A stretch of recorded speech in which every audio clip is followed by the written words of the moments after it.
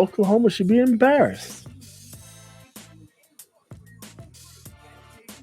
All right, how about now? Let's see. Refresh. I got the Facebook notification just now. Okay, good. Live channels. It's going to take a little while. Okay. Dude, I noticed all of the Destiny streamers, they don't play Destiny anymore. Really? Very seldomly. Like all of the dudes that made their name playing Destiny, they're playing everything else but. Damn. It's weird.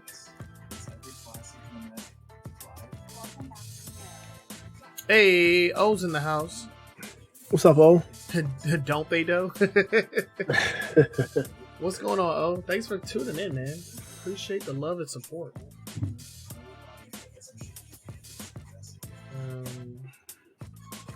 Oh, no. I'm pressing buttons on my phone. I'm about to buy stuff. What the hell?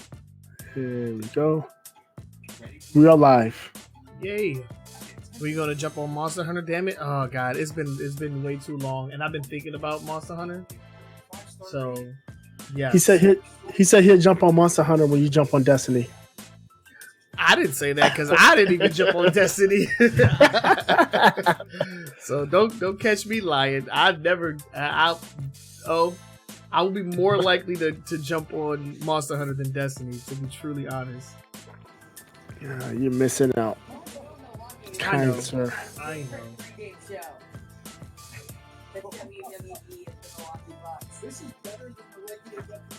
know. He said he'd jump. So Shaz will lie. It's weird. I don't know what's going on here. Because it's not really live. It's like the video, it's like the feed stopped. Oh, there we go. There it is. All right, cool. I have it up. When I click on it, it just says the channel's offline, but in the browser, it shows live. But when I click on it, it says the channel's offline. It's weird. What's happening here? What's going on? What the hell is Streamlabs talking about? I think Streamlabs just censored me.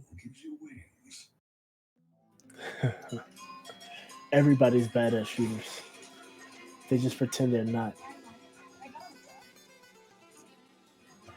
Oh, you got timed out for a second? What? Yeah, Streamlabs timed you out for 1 second. I don't know why that happened. Time me out? No, timed out O. Huh. I don't know why. What the hell? What did he say? I don't know. Well, yeah, AWGNS channel is not live. But no, it's weird. It's extra live on mine. I mean, O is on the AWGNS channel right now. So let me refresh. Because the thing is, in the browser it shows live, right? But when I hit it to bring it up, there we go. No, it says the channel's offline. What the flying hell? Talking too fast. Slow your ass down.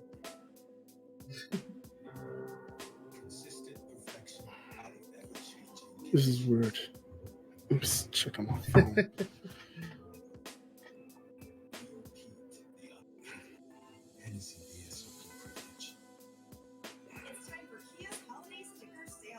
Okay, so we're live. So something's going on with Twitch, maybe, because very possible. Okay, so you see that? Oh, let's see. Okay, I see it. We're at the bottom. Like so always. When I click on it, okay, it shows offline.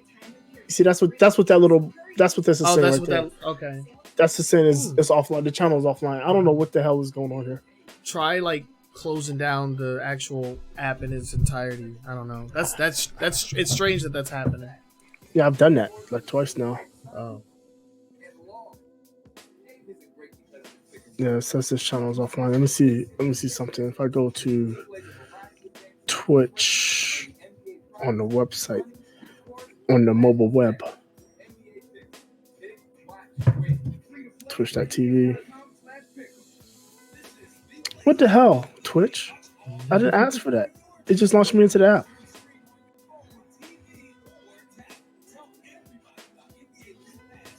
Okay, let's skip this login.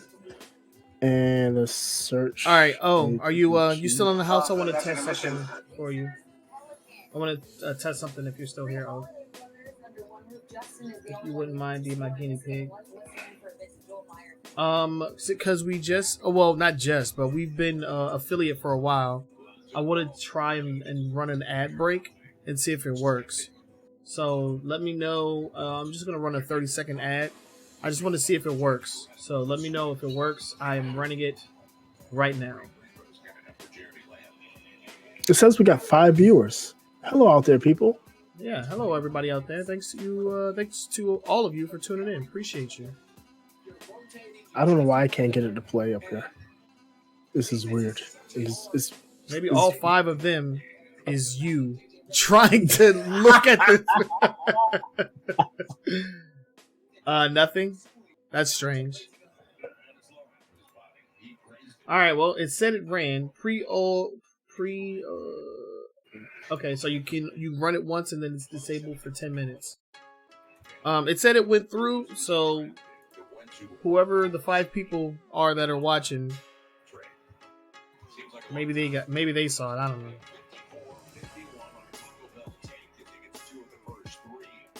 close. It's just everywhere I go, it says it's offline. That's strange. It's weird.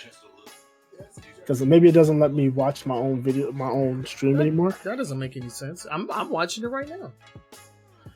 Why does you hate me, you piece of crap? Somebody. No wonder everybody's leaving Twitch. God damn it! Everybody's leaving everything, dude. You see the girl left, the one that got banned for streaming in her underwear. Hold on, what? So there was a girl. She's a streamer. She was like in a Sailor Moon costume or something, right? No, she was in her underwear. She was like, it wasn't like lingerie underwear. It was like boy shorts and athletic bra. Oh, okay. So it wasn't anything super revealing, you know. Okay. The shorts, they were like almost like boxer shorts or something. But she got banned for wearing it. But she left. Dang. She went to Facebook, I think. Oh god. Facebook out here trying to get everybody. Yeah, her argument was dudes stream in wife beaters or the ripped t-shirts all the time. You're not supposed to stream in wife beaters. That's against the terms of. Yeah, you can stream in a wife beater. I didn't know that. Yeah. Dang, I wore my wife beater today. There it is. It finally came off. Hey, there we go.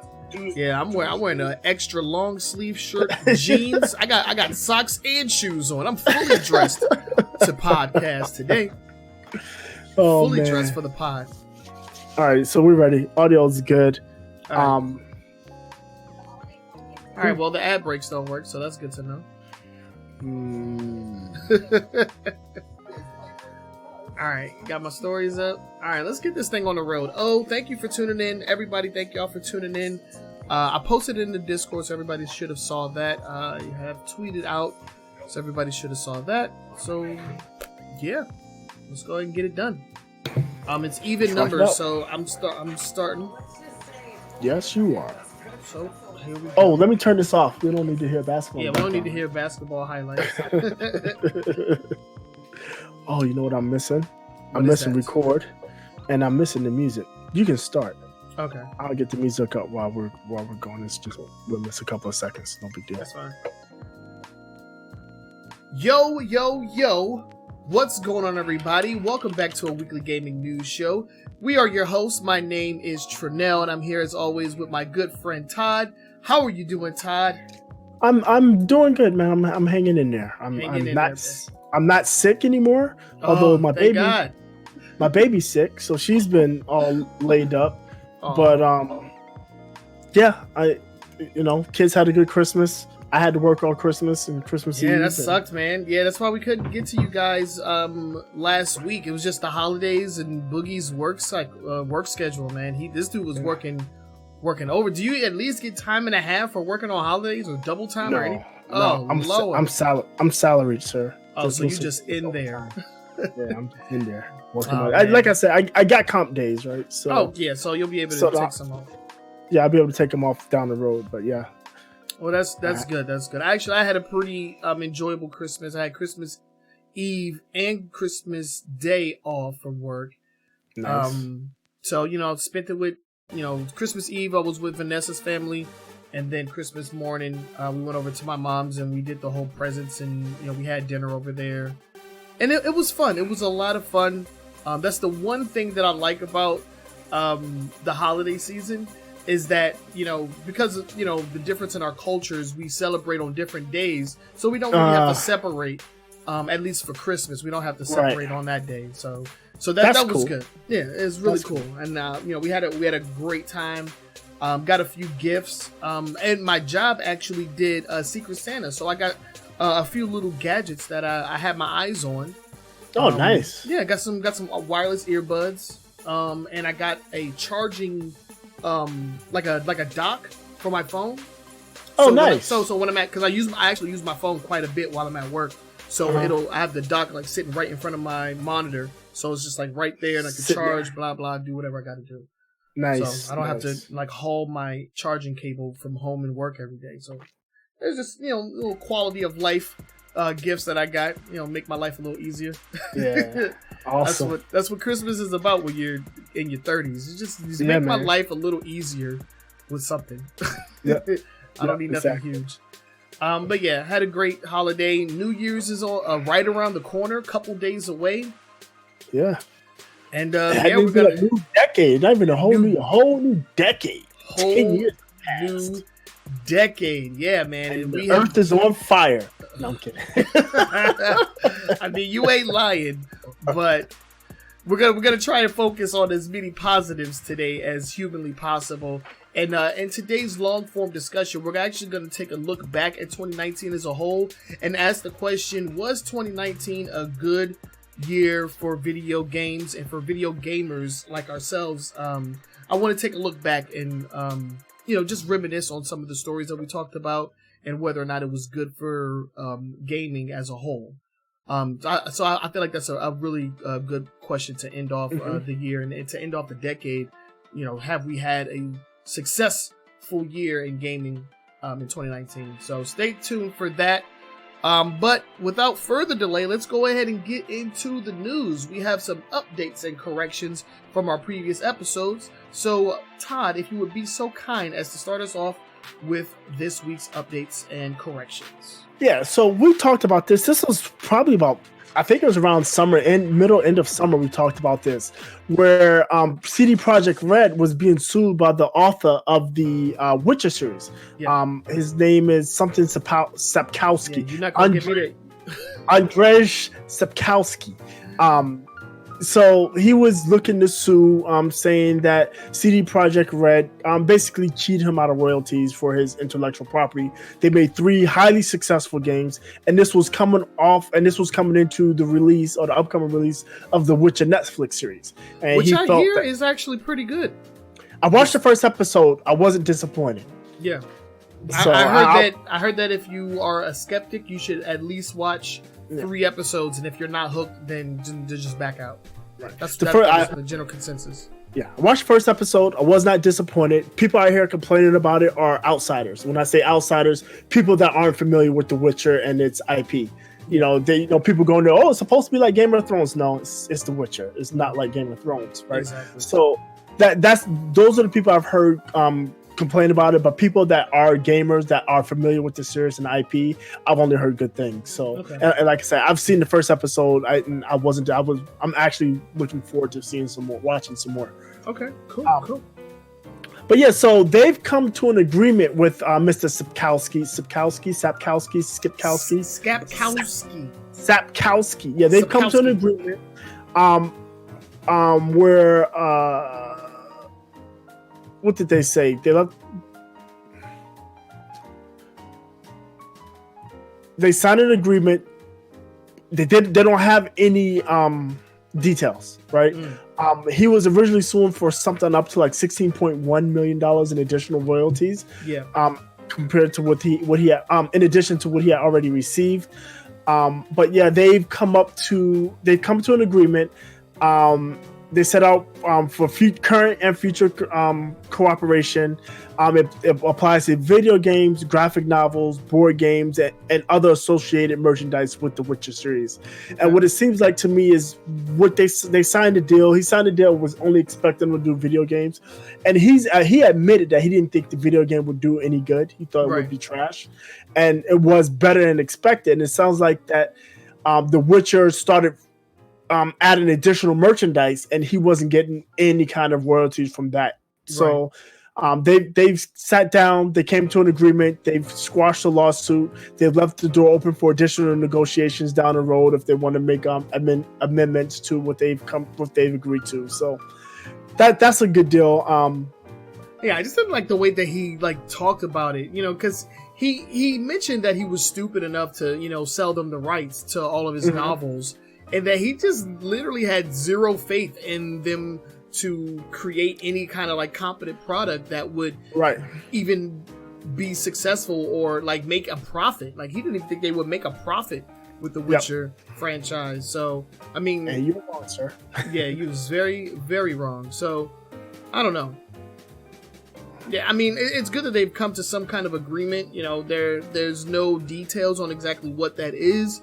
But they have settled, and he will not be pursuing the $16.11 million in royalties. So that's good. I mean, there doesn't need to be bad blood between these two entities, because at the end of the day, they are trying to expand The Witcher. They're trying to make The Witcher a thing, and they're on the same team essentially. Exactly. Don't shoot yourself in the foot, man. This is one of those things where I feel that CD Projekt Red thought, with the products they have coming out, the show, I'm sure they have a new game in the works and all the other merchandise. Even if they thought they can win the lawsuit, the negative media attention would have caused them harm.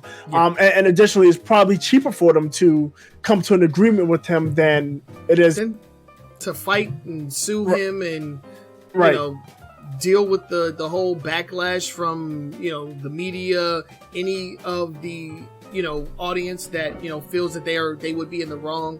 It's just a headache that they don't need. At the end of the day, they're all trying to make money off of the Witcher franchise. So exactly, just work together and get this paper. Stop playing out here, man. It's crazy, but I am glad that they have come to an agreement. So that is a good thing. Next up, we have another update, and this is coming off of the heels of the Game Awards, where we got the announcement of the new Xbox. When it was announced, it was under the name Xbox Series X, and a lot of people took to the internet to essentially say that that's a dumb name, because it is. The Xbox Series X is a weird it's a weird thing to call a console, in my opinion. I kind of disagree, especially with this current announcement, right? So the announcement is the next Xbox isn't called the Xbox Series X. It's just an Xbox. It's just an Xbox, The Xbox that they showed, that they premiered, which is the top of the line version, is the Series X. And it makes sense that it's the Series X. The top of the line is because this generation, the top of the line Xbox is what? The Xbox One X, right? So it makes sense that the top of the line, they're going to continue with that X moniker for the top of the line one. Top of the line, yeah. Right. Yeah, so I'm assuming they have maybe because we know that there's 3 models that they're working on, right? The discless one, the mid version, and then the Series X, right? Yeah. So maybe it'd just be Xbox, the Xbox Series S, and the Xbox Series X. Yeah. I mean, it would fall in line with what they've been doing, but the whole series moniker is something that I wasn't a huge fan of. But what are they gonna call it? They've already gone back to Xbox One, right? So it's you can't go to Xbox 2 now because what was the 360? I don't know. I honestly like them just going back to plain Xbox because it allows them to do iterative upgrades without having to, have these huge leaps, right? They can just say, the Xbox was like the iPhone, right? iPhone 11 or whatever iPhone it is. Right. The Xbox 2022 model is going to come with, 8K DVD player on it or something silly like that, right? Yeah, they just, the new whatever year it is, that Xbox model. Like that's Right. that's fine for me, and that's essentially what they're going for.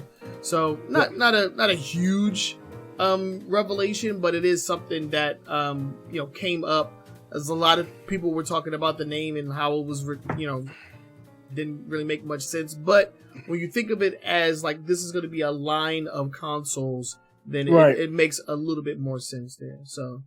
That was all of our updates and corrections that we have for you for this episode. We're going to go ahead and get into our current events. We have a couple of quick hits for you, and then we'll jump into our top news stories for the week. But before we do that, I would like to give a quick shout out to our sponsors. We have the New Challenger Discord.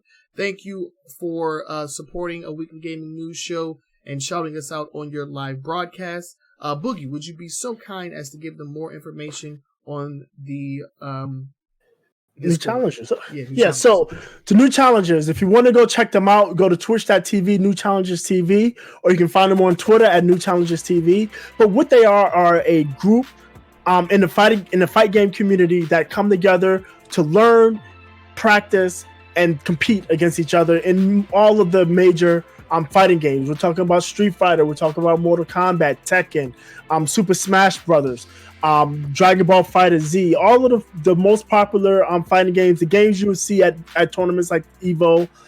They play those games. They have tournaments, they have trainings, they have replay critiques, they have one-on-one trainings. It is a great community if you want to learn and if you want to get better. Check them out, newchallengers.tv on Twitter or twitch.tv/New Challengers TV. Yes. And our second shout out is going to be to the Cookout.org. If you would like more information on exactly what it is they do, go over to the website, thecookout.org. But essentially, it is a community of like-minded people of color that come together and assist in making dope content for the internet. So people like us, people that draw, people that do music, play video games, the whole nine. If you're trying to build a community, if you're trying to make something for yourself and you need support, the Cookout may be the place for you. They are currently taking submissions for new members, so if you go over to the website, you can fill out the application, and hopefully you can join us. We've been featured on a few of the Cookouts different venues. We hosted the show on their channel once, and then I was able to participate in some of their community events. They have tons of get-togethers and meet and greets. They're actually going to be doing something this New Year's, but I'm not going to be able to attend that, unfortunately. But there's people all over the country, so no matter if you're on the East Coast, West Coast, Midwest, there's somebody there. We can get together and hang out and collaborate, do whatever it is that you like to do. So again, the website is thecookout.org. Shout out to Denny Von Doom, who's the community manager. Shout out to Glitch Scythe, who is the homie that actually introduced us to the program. And shout out to V.me, who is the homie over there as well. And for the New Challengers, shout out to Mr. Vinegar, who is the founder of the Discord server. And shout out to Mount Lover, who's a friend of a weekly gaming news show, but he's also a coach, a commentator, tournament, organizer, the whole 9 yard, over at the New Challenger scene. So shout out to those guys. Thank you all for supporting a weekly gaming news show and helping us grow. All right, so let's go ahead and move on to the current events. We have, and this is kind of an update to a story that we talked about in the past as well, because a little while ago, well, how do I start this off? So back before the Super Nintendo was a thing, was it before? It was in between. I thought it was in between Super Nintendo. Yeah. And Nintendo okay. 64. So yeah, before the 64 was a thing, a lot of people know that Nintendo was going to collaborate with Sony on making a disc-based console. But before they actually went that route, and we all know what happened with Nintendo and the whole Philips debacle, there was actually supposed to be an add-on for the Super Famicom, which would allow for disc-based gaming as well. And it was known as the Nintendo Play Space Station. It was the PlayStation, but a Nintendo version. And it was a CD-based add-on for the Super Famicom. It is the direct let me rephrase that. The PlayStation, as we know it today, is a direct descendant of this device. Exactly. So basically, what happened? Nintendo backed out of the deal, and Sony had put so much R&D and time into it. They said, "Well, we've got something. Let's just continue forward with it," and it turned into the actual Sony PlayStation. Exactly. Yeah. And the last time we talked about it, the footage that you're actually looking at right now is the actual console itself running. We were actually looking at a version of the console that, it runs, it plays Super Famicom games, it has a disk drive, and it functions. And that was essentially all we had to talk about. It was like, hey, it exists and it works. But now there's new news because the Nintendo PlayStation prototype is up for auction, and it's looking like it's going to be sold off to somebody for a lot of money. It's right. Not going to be a cheap acquisition here. Right. So the guy who got it goes by, his name is Terry Diebold. He actually bought it in a bankruptcy auction, online bankruptcy auction. He paid $75 for the lot, and he found this device. And he's actually been paying, him and his family's been paying to have it toured around the world. Mm-hmm. And it was, they were getting paid to have it shown up at these places. But what he's saying is it was basically break even, losing money, deal. Like he wasn't making much money. He was actually losing money out of it. So he decided to put it up for auction.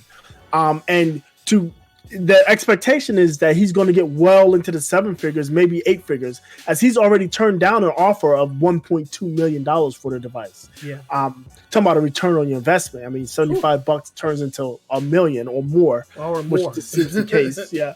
But yeah, it looks like the sale will go up on February 27th. And around that time, we'll find out. We'll definitely report to find out exactly, because I'm interested to see how much this actually goes for. Yeah, same here. There can only be a handful or less of these ever made, let alone still surviving.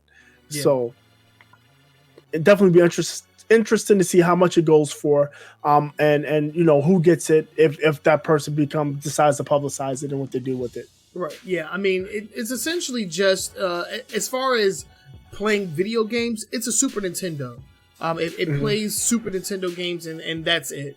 I think the CD drive will play music, but I don't think that it has any kind of capabilities beyond that. Just reading a disc and executing music files, as far as I know.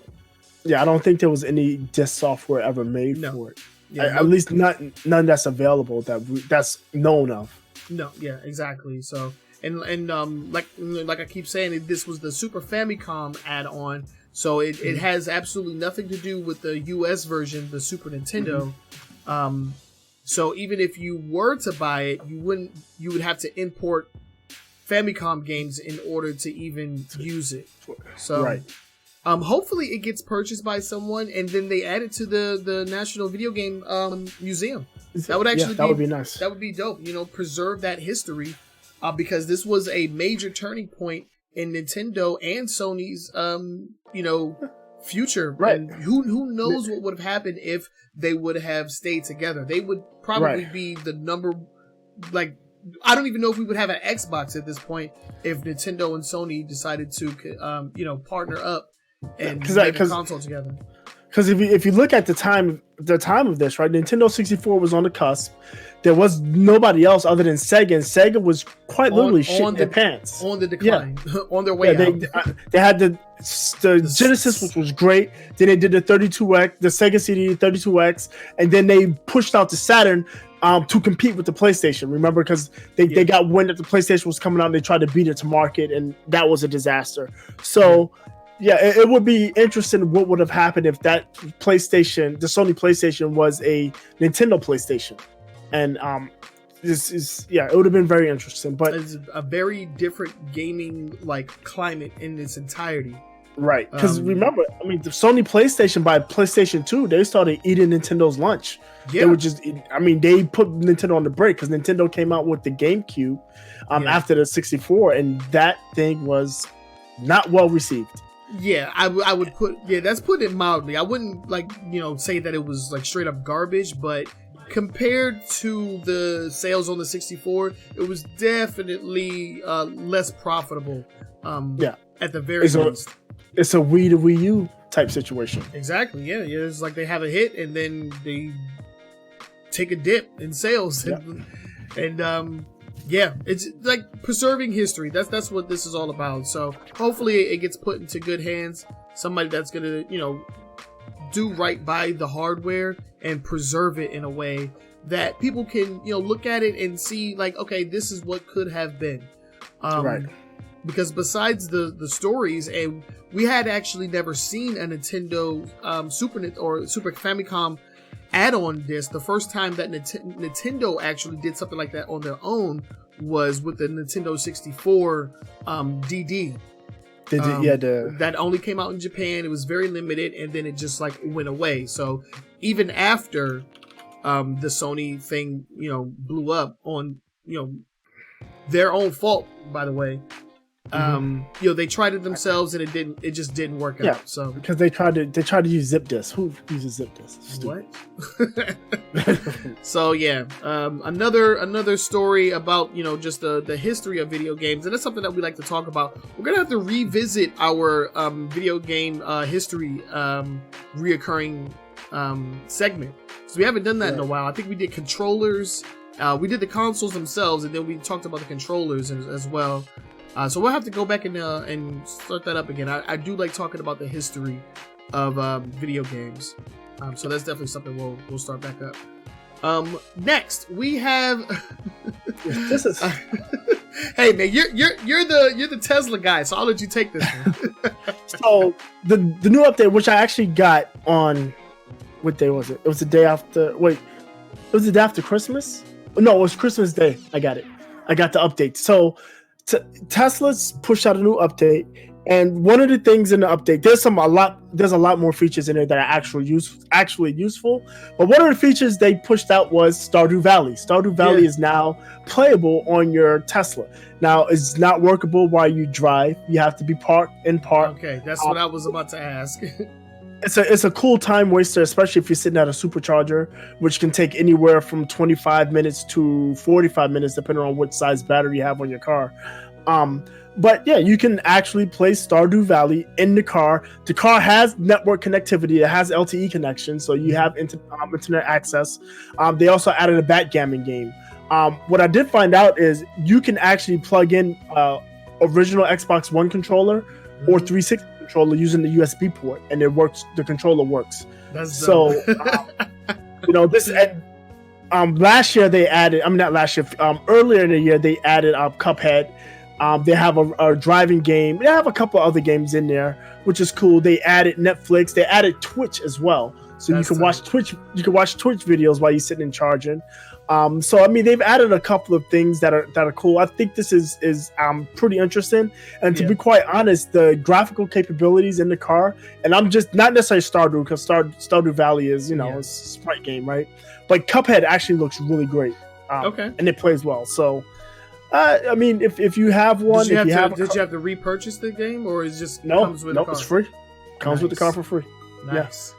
You don't have to pay for any of this stuff. So the rumor is that go and buy a Tesla, man. It's yours. the rumor is that they're going to wind up opening up an app store. Okay. So developers can push out apps to it. Me personally, I want CarPlay in my Tesla, or at least a title app. Apple CarPlay. Oh, CarPlay. Oh, okay. Yeah. That's what I would want. But yeah, I think it's cool. It's a nice time waster. Like I said, there's Netflix on there. I've watched Netflix. I've used Disney Plus, not Disney Plus, YouTube TV, because there's a web browser, so I can log into my YouTube TV and I can log into and use that. I've used that. I played a couple of the games. They have this one kart racer game that you can actually play by driving the steering wheel. But it gives you that weird VR feeling where, like, because you're moving the steering wheel, so the car should be moving, but it's not. So it kind of throws you off. And I actually had the opportunity to ride in a Tesla not that long ago. One of my it was Vanessa's nephew. Like, he's obsessed with Teslas, so her brother-in-law went and like rented one for a day, and took him around, let him drive in it. Not let him drive, but let him like ride in the car. And I got to sit in it, and man, that thing is smooth as butter, man.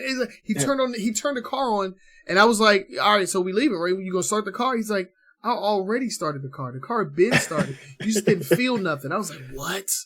It's crazy. You don't feel anything. Yeah. So with that feeling of like turning the wheel and nothing happening, that's weird, because even when you are moving, it doesn't feel like anything's happening. Like I compared it to like riding like a subway or something, where you're just floating. You're not really feeling any kind of bumps or anything. It's pretty surreal. Yeah. For a first timer like myself. It takes a little bit of getting used to, for sure. It took me a little while, especially the no engine noise. That thing it's kind of weird. But once you start cranking the music, you don't hear the engine. You never hear the engine, right? Yeah. So, the sound system is pretty dope too. Yeah. We was riding the Model X, I think. Oh, the SUV. Oh, nice. Yeah, it was nice. It's real nice. I enjoyed myself. Might be getting one. Don't tell Nessa. Secret. Dude, listen. You tell me how you had your car in the shop for this, that, and the other. You don't have to work. No oil changes, no belts. I need an oil change next week. no spark plugs, none of that stuff. All you gotta worry about are tires and brakes and windshield wiper fluid. That's it. Dang. That's your maintenance. Crazy. That's awesome. Yeah, it's pretty cool. But yeah, those are the quick hits. We're gonna jump into the main event, our top stories for this week. But before we do, I do want to mention that we do have merch available in our storefront, hosted by Streamlabs. So if you would like to support a weekly gaming news show and look good in the process, head on over. All proceeds go directly towards making the show a better production for you guys. So thank you all for your viewership and support. We definitely appreciate it. Now, on to the top stories. So we have some news from Sony that we're going to jump into. And this is actually pretty interesting. So let's go ahead and start it off. Boogie? Yeah, so Sony had a couple of things that came out, right, over the holiday period. So the first thing is they have a DualShock 4 upgrade. And what it is, it's an attachment that you plug into the bottom. There's that little interface at the bottom of the controller. Yeah.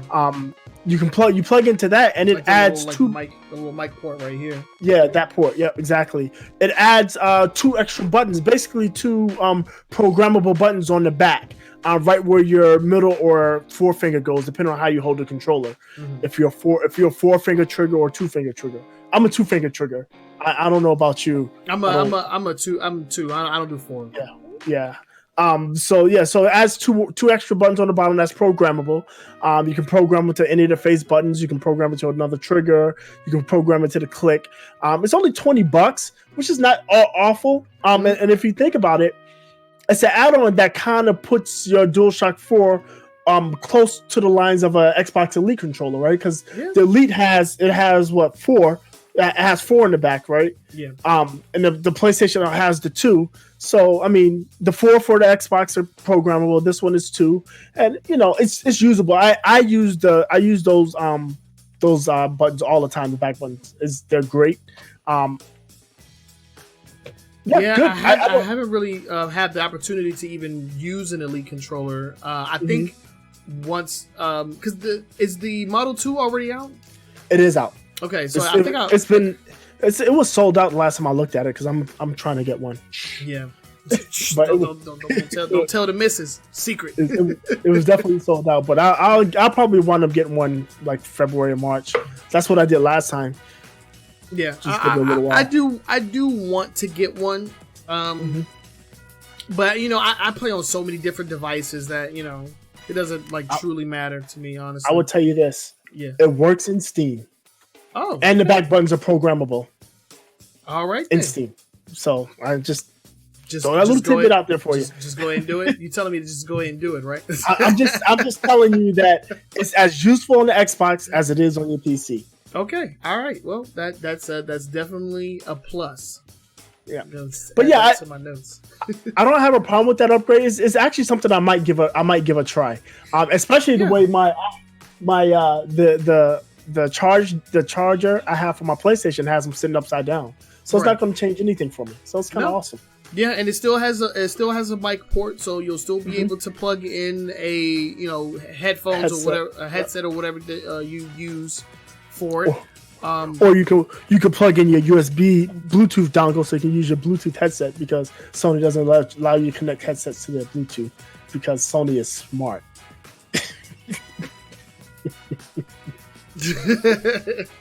Yeah, that too. But yeah, for $30, I don't think that it's too bad of a deal. For them to sell this close to the release of the PlayStation 5 must mean that the DualShock 4 will be usable on the PS5, right? Or at the very least, this device will be usable on the next DualShock controller. Yeah, that interface may not change. Yeah, right. Yeah. So, pretty cool. Doesn't seem like a bad idea if you are a DualShock 4 aficionado. We were talking a little bit before we started the podcast. I actually enjoy the DualShock 4 for a lot of genres. The only thing I don't use it for is shooters, and it's just because of the stick placement. The stick placement for shooters is not my jam. Can't do it. Can't do it. Can't do it. No. But everything else, like my action games, God of War, Horizon Zero Dawn, all of my action games, all of my fighting games, Spider-Man. I played Dragon Ball. I did beat Hammerhead, by the way. Okay. So are you on the Silver Lining already? Yeah, I haven't started yet. I got to jump in there. All right, man. Hey, congratulations to you, man. I'm happy for you. I'm so happy for you. It took so long. It took so long. But yeah, I play fighting games. Actually, for Dragon Ball FighterZ, because I have it on both PS4 and on PC. And when I play on PC, I also use a DualShock 4. It just feels good for that game. But yeah, that's pretty cool. I'm actually really happy about this, and I may pick it up. But I'm not sure. I'm not sure exactly what I would use it for. But I might try. It's not a bad deal. Like I said, it's $30. It's not bank breaking, and I'm pretty sure within a couple of months, Amazon will have a deal on it, $5 or $10 off, because it's Amazon. Because it's Amazon. Yeah. So yeah, pretty dope. Innovative way to kind of like eat into that elite Xbox controller market. Not as many buttons, but two is good. For $30, it's a nice priced attachment, I think. All right, moving on. We have more news out of Sony, so let's go into the next one. Yeah, so this is kind of interesting. So we've been talking about PlayStation Now, and Sony a while back dropped the price of PlayStation Now from $25 a month to $10 a month. It's seemingly to compete with Microsoft's Game Pass, because that's where the Game Pass sits at. And they have from time to time added games on there that are significant games, and they're doing it again this in January, where they're going to be adding Uncharted 4, A Thief's End, which is the spin-off to Uncharted with the two ladies that's the main character. No, the I'm sorry, Uncharted Lost Legacy. I'm sorry, yeah, Lost Legacy, and that's what they're adding. I'm sorry, and then they're adding Horizon Zero Dawn with the Frozen Wilds expansion. And if you haven't played that, do yourself a favor. That game is great. Great game. Yeah, so they're adding that onto PlayStation Now, and they're also adding Overcooked 2. All of the games are going to go started in, I want to say January. I don't see the date anymore. I thought I had the date in here. I'm looking. I don't see the date. January 2nd? Yep, there it is. Yep, January 2nd, and they're going to be coming off in April the 7th. So you have about 3 months to play those games. And if you think about it, at $10 a month, so that's going to cost you $30 to play Horizon Zero Dawn is worth it by itself. I can't speak for Lost Legacy. I haven't played that, but I can speak for Overcooked 2. Overcooked 2 is actually a pretty fun game. Yeah. So, I mean, those two games are definitely worthy of being played. Yeah. Overcooked 2 is fun. Horizon Zero Dawn is fun. I have not played Lost Legacy, but it was supposed to be an expansion to Uncharted 4, but they ended up making it its own standalone title. And it features 2 of the female protagonists from the franchise. So, right. As far as I know, Nathan Drake isn't in it, but he may make a cameo or something. I think he made a cameo, like in like one of the cutscenes or missions. And stuff. Yeah, but you're playing as one of the 2 female protagonists from the franchise. I think one of them was the main antagonist from Uncharted 4, and one has been like a on again, off again love interest for Nathan Drake. So pretty cool throughout the series. Yeah, throughout the series. So it's pretty cool. I do want to play it one of these days. I mean, I went through like an Uncharted binge back when Uncharted 4 was like on its way out, because when I bought my PS3, I'm sorry, when I bought my PS4, it came with the collection. So I had played that too. The first 3 games, just knocked those things out, went right into Uncharted 4, and man, that was a good game. The KO Mod, thanks for tuning in, man. I beat 1 long on PS3, and I got through about halfway through 2. And I haven't really played.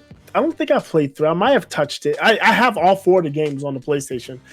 Because like you, when I got my PS4, I got the collection for free. Yeah. The first PS4, not the second one, or the third one now I'm on. But yeah, the first time I got the PlayStation, I got the Uncharted collection for free.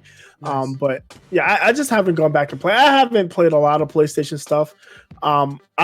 Spider-Man is so good. I got to go back and play. I'm gonna start up God of War, because I do have that. God, that game is so good. Yeah. Oh, so my backlog list, I'm going to finish up Spider-Man. After Spider-Man, I'm going to do Jedi Fallen Order.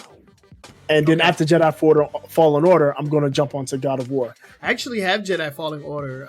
Yanni, he got it for Christmas, but his disc drive doesn't work. Oh no. Yeah, so he's like, here, just take it. And I'm just like, Thank you. Because it is something that I wanted to play, but not something that I wanted to spend my money on right away. So I'm looking forward to playing that game. But my good sir, you definitely need to play God of War, man. That is a must. Oh God, that game is so good. Yeah, I'm starting that after I do Fallen Order. So my expectation is I'll finish Sable. I'm not going to be doing any of the side missions. I'm good with that stuff now. I'm ready to just finish it. So I think I'll probably finish Sable within the next week or 2. Okay. And then I'll start Jedi Fallen Order, which will probably take me about a month. Okay. Yeah. I 100% completed everything in Spider-Man PS4. Yeah. I got the platinum achievement. I did everything. Yeah, I may go back and do it, but I think I kind of burned myself out because I just been killing it. Going crazy, yeah. Like the main story, I'm at like 96%. The first what was it? Turf Wars was the first expansion. Yeah. Was it Turf Wars? I did like 88 or 89% of that. But the Hammerhead one, I only did like 70%. And Sable, I probably won't do nearly as much. I'm just gonna blow through the story. Okay. And be done with it. Yeah, there ain't nothing wrong with that. But yeah, definitely, get through those games, man. They're really good. Really freaking good. All right, next up, our last story in our Sony block. And we've been talking a lot about controllers, and we have a new Sony patent for the PlayStation controller design. So this showed up in the logs for the World Intellectual Property Organization. It's basically a global patent house. It looks like Sony has filed a patent for a new controller. It looks pretty similar to the DualShock 4. There's a couple of differences. The first difference is it doesn't have the PS Home button. So the little PlayStation button that's in the bottom middle, that's gone. But another thing, we talked about this with our first Sony story, it has 2 trigger buttons on the back. So instead of having an attachment, the triggers are built directly into the controller. And it's where, again, depending if you're a 2 trigger or 4 trigger 4-finger trigger, 2-finger trigger is where your middle or forefinger would rest on the back of the controller is where that extra trigger is. Which again, extra buttons do not hurt, especially in today's games where a lot of buttons do double and some triple duty. Tap it, double tap it, hold it, and that can get confusing. A couple of extra buttons can always help with some of those type of actions. I think it's actually a pretty smart design. It's a cool design. And if that's going to be their standard controller for maybe say that's the DualShock 5, it actually makes a lot of sense why they're putting this new device out, this add-on out. Especially right, so people don't feel left out. Right, especially if the DualShock is going to be compatible with the PS5. Right. We haven't heard that, but we know for sure Xbox One accessories are going to be compatible. I don't see why Sony wouldn't try to do the same thing. Yeah, and I mean they used to do that back in the day. I remember the PlayStation, the DualShock 1 with the twin sticks was compatible with the Sony PlayStation 2. PlayStation 2, yep. PS3 was the only outlier. Those were not forward or backwards compatible with anything. So it would be a return to familiarity if they were to make the DualShock 4 compatible with their next console. Especially if you can have all of the functions, including the 2 back triggers, with just a $30 attachment. I mean that's right. Way better than upgrading each and every one of your controllers. Paying anywhere from $60 to $80 just to upgrade, or more to upgrade your controller to the DualShock 5 if this is the DualShock 5. Because I have 2 DualShock 4s, and if I buy a PlayStation 5 that comes with one controller, I could just give these 2 controllers the attachment, and then there you go. All of my controllers have all the same functions, so that's pretty cool. Right, exactly. Yep. Yeah, I agree with this 100%. But that's everything that we have on the docket for Sony. We would like to know what you guys think of these topics. So, let your voices be heard, like the homie, the KO Mutt, who loves Horizon. The Komut. The Komut? I thought it was the KO Mutt. The Komut? No, it's Komut. Yep. Komut. Oh, okay. Yep. It's one of my buddies. Yeah. Oh, that's one of your pals. Yeah. Yeah. Horizon Zero Dawn. Oh, man, I feel bad for not finishing the DLC. I actually do feel bad because shame on you. I remember, shame on me, man. Hey, I'm calling myself out because when the game ended, or when I ended my initial playthrough, I was ready for DLC. I was like, okay, so where's the DLC? Let me buy it and download it, and start it up, and there was nothing. And it took them a whole year. Took them a year. I was actually disappointed, and it turns out they really didn't have any plans initially. They didn't have plans, right, for it, but it was just a single standoff. Yeah, I definitely want to see that story continued. I can't. I'm praying for a sequel. Yeah, but I have to get through the DLC first before I even jump into that. So that's another thing added to the backlog. Just throw it to the pile, man. Next up, we're going to talk about Microsoft and the Xbox and their games with gold for January. I mean, I personally, I have experience with some of these games on here, so I am actually not all that disappointed with the list. I saw that means that you weren't really feeling it. But we got 4 pretty cool games, for the month of January. And so let's just go down the list and just talk about it one by one. First up, for the Xbox One, we have Styx. Shard of Darkness. The Shard of Darkness. Is a sequel? Is it the second or third game in the series? I think this is the second game. I don't think that there is a third, but this is the second game in the series. It is a stealth action game where you play as like a goblin and you go around using different like sneaky techniques to essentially just kill people. I have assassinate people. Yeah. I have the first game and I never beat it. So with this being free, now I have both games in the series. I can go back and beat the first one and then, just jump right into the second one whenever I get a chance to do so. The thing I do like about this is that there is multiplayer. I mean, story co-op on it. Ooh, so I didn't know that. That's cool. It's 2-player co-op. So I mean, I won't say it's horrible. I don't have any experience playing the games. I remember when the first one came out, there was a lot of buzz about it, but I didn't see what the big deal was. Yeah, I mean, it was definitely like a mid-tier kind of situation where it, you know, it wasn't like a AAA title, but it definitely wasn't like, you know, a piece of garbage just like thrown together. Right. Somebody is upset. She's gonna go back upstairs. Okay. Hold on. I'll be right back. Do you think, man? Daddy duty. But yeah, as I was saying, I'll continue what I was saying. I heard about the game. I don't believe it was. I think it may have been at Games for Gold back in the day, because I'm not really 100% sure on how I came to own the Styx title. But it's not a bad game.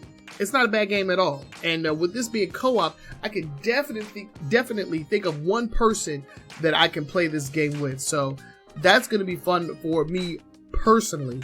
Can't say the same for Boogie though. Boogie did not seem impressed with Styx as a concept. So yeah, that's definitely for me. I mean, the game was only $20 right now, so you know, getting it for free is definitely going to be a treat. It's something for me to, you know, throw into the pile. Just another game for me to throw into the pile. Before we move on to the next title, I do want to wait for Boogie to get back. His daughter is an absolute joy. And she gets so upset and she just like barges downstairs like, "Hey, I'm upset. What you gonna do about it?"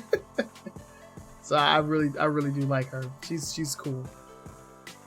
So we'll wait for Boogie, guys. Give us a couple of seconds. We'll be right back.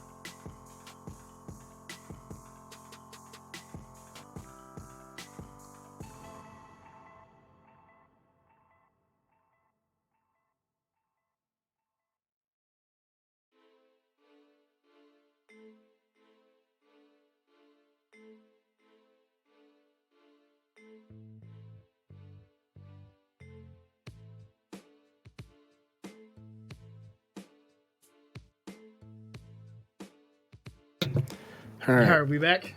Yeah, I had to fix a toy. Nope, not a problem, man. Not a problem. Daddy duty calls. Gives me like 10 seconds. I ran an ad, so it says 10 seconds left. So I'm just giving I'm watching Kit Kat ad. Awesome. Nice. Okay, cool.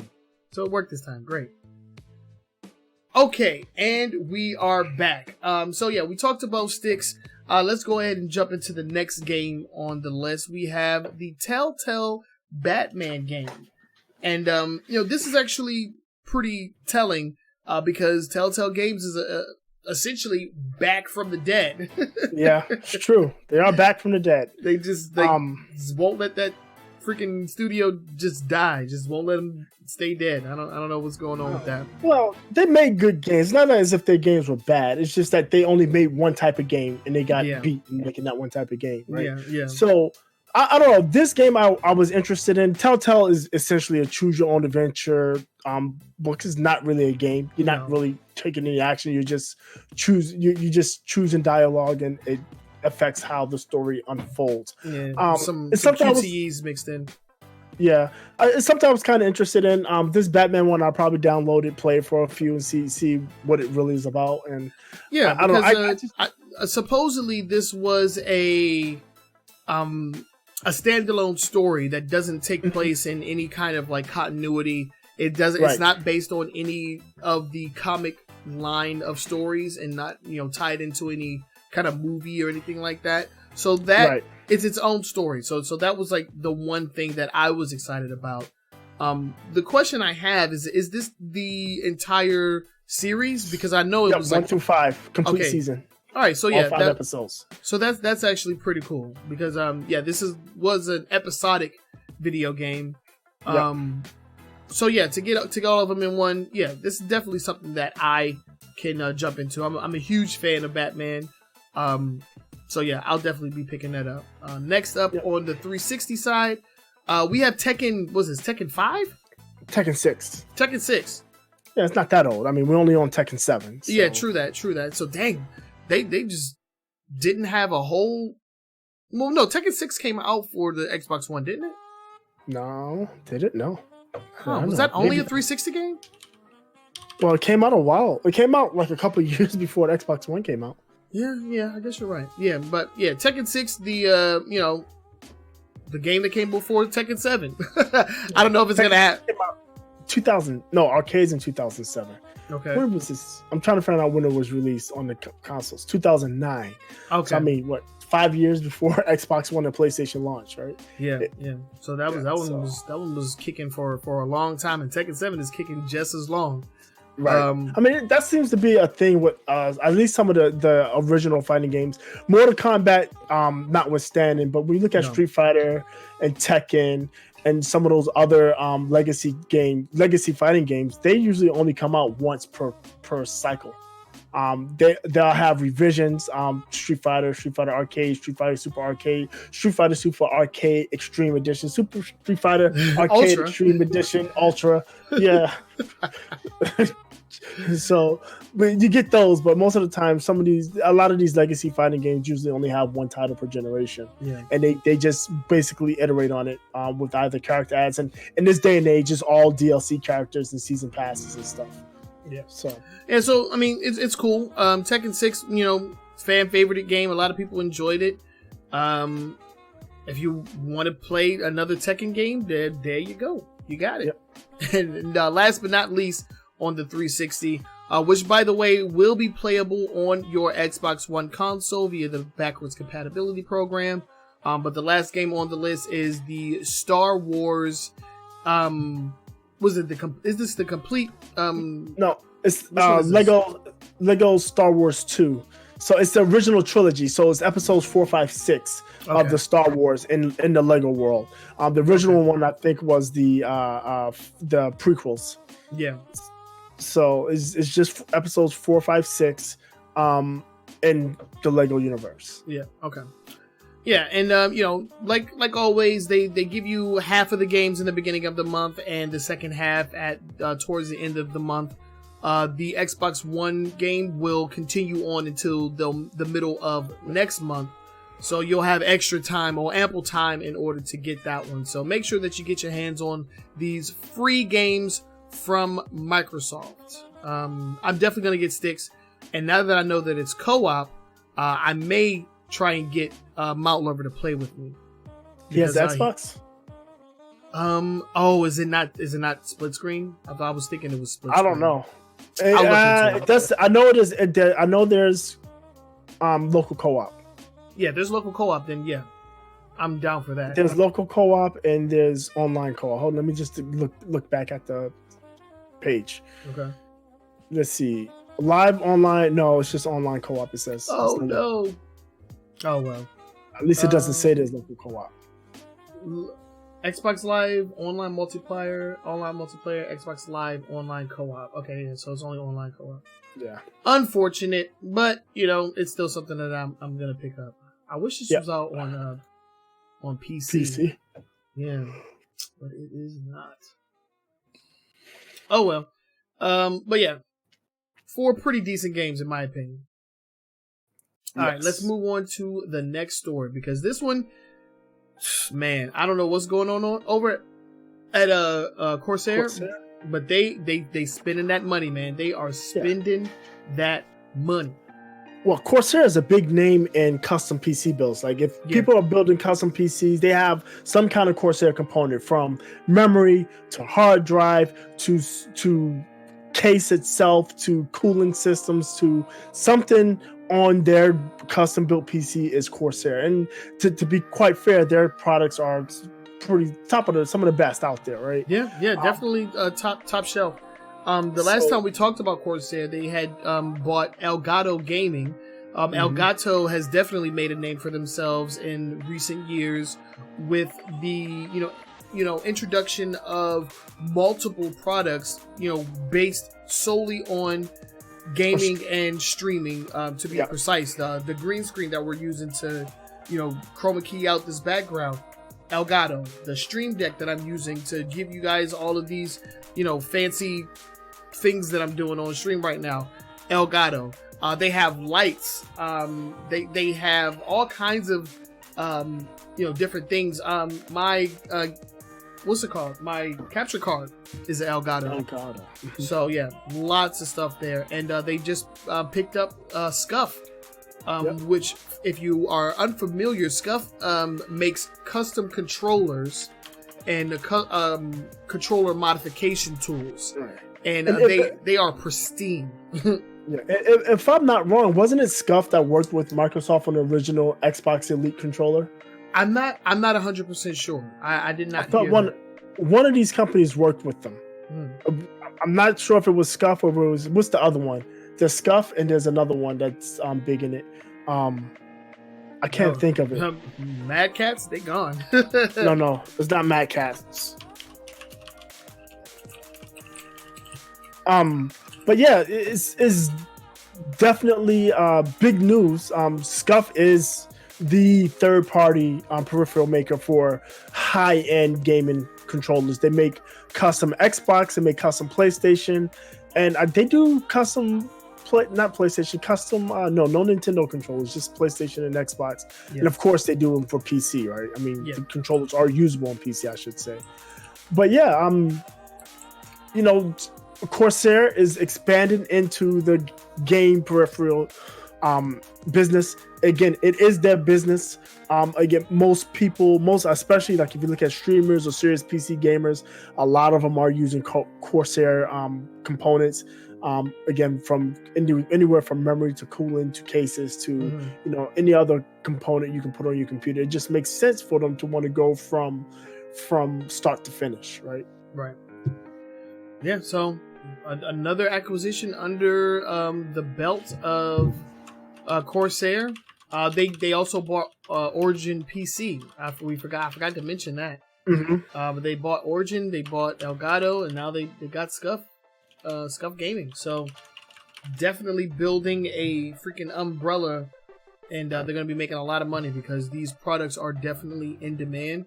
I'm all Elgato'd out right now, so if there's one of the companies that I will probably be giving more of my money, it's Elgato. So yeah, good for them. Not much else I have to say about it. Is anything else? Yeah, I think it's a good purchase for them. I think it's good for Scuff, because Scuff they're a small company. They're almost like a mom and pop shop. Now they have huge back and they have more money behind them to push out their products and to iterate on their products, and that's cool. Yeah. Because I mean, if you go and look at some of their products, like the Xbox One, was it the Prestige controller? The Prestige, yeah. Man, that thing looks crazy.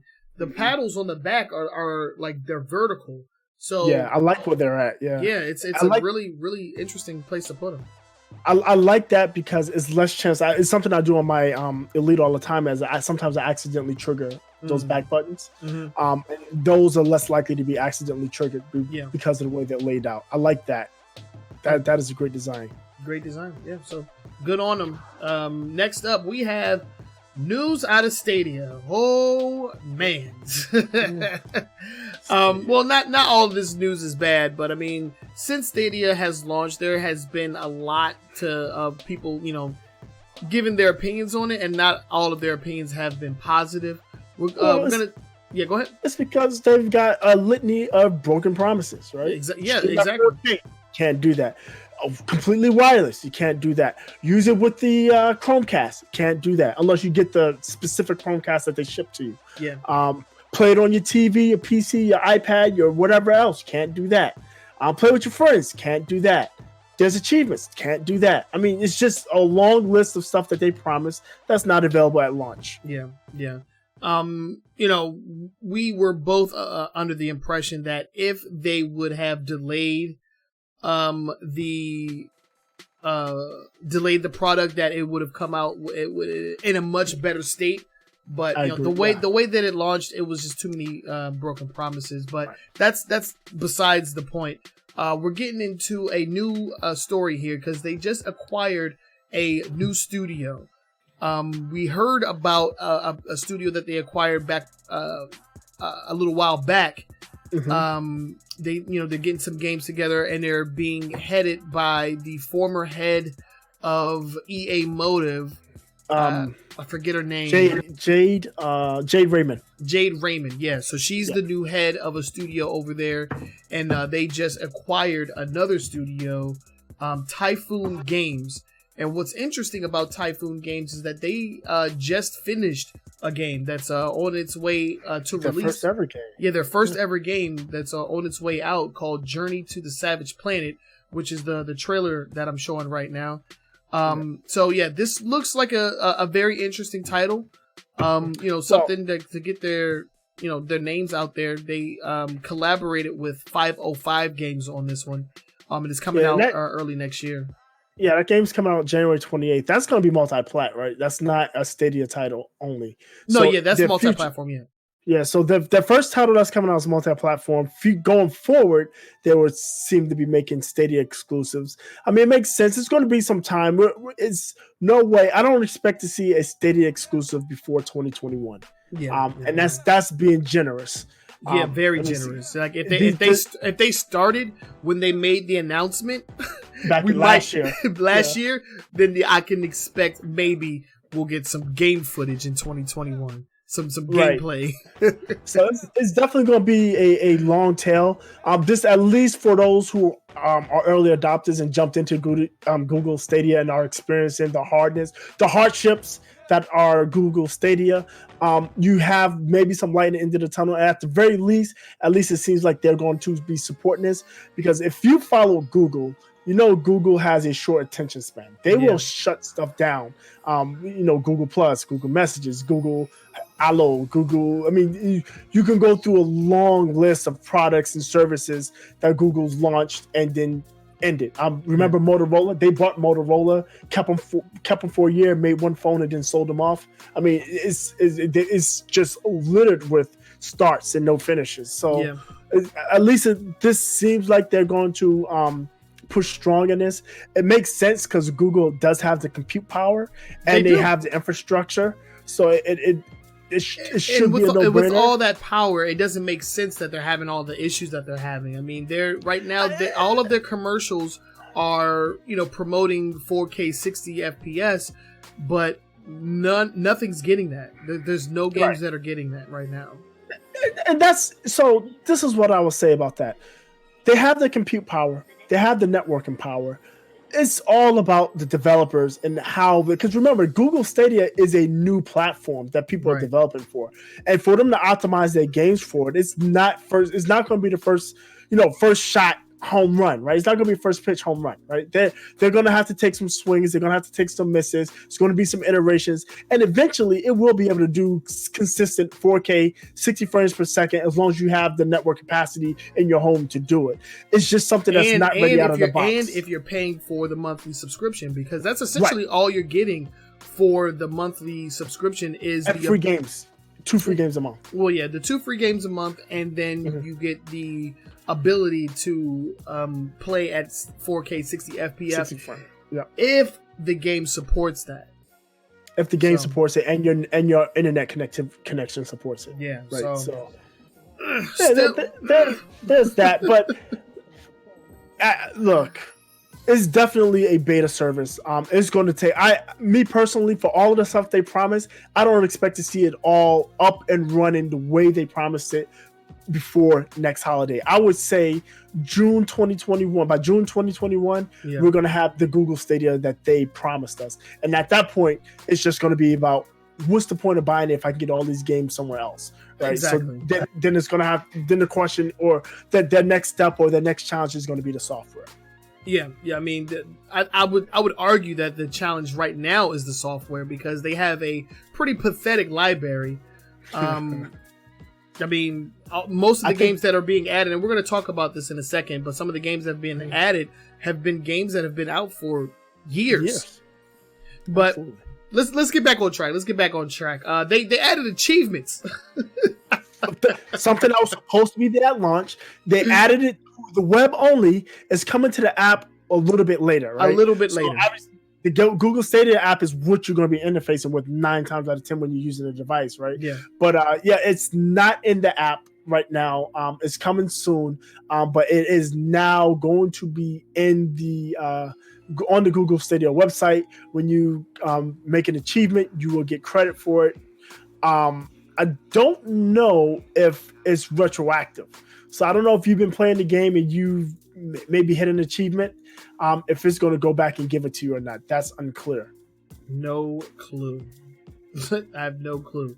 Next up, another announcement that they came out with is the extra buddy pass. This was something that was supposed to be out at launch, and it was essentially, if you were to get the service, you could share that service, the paid service. Yeah, you can share it with a friend for a limited amount of time. That wasn't made available at launch, but it looks like they're finally making good on that promise. Yeah, so the shared buddy pass, I think it gives your friend a month free of Stadia, of the premium Stadia service. So at launch, people weren't getting their buddy pass. No. Later down the road, people got the buddy passes and they were able to share it. So now they're giving them a second buddy pass to give to a second person to share Stadia. Yeah. So the buddy pass, if you've given it away, it's actually 3 months free.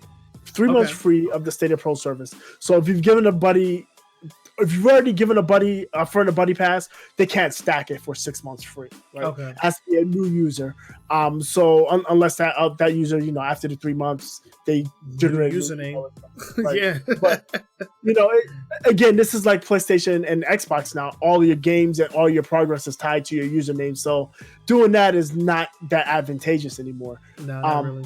But yeah, so you get a second buddy pass to give to a second friend. I don't know if this is we're sorry for the trouble.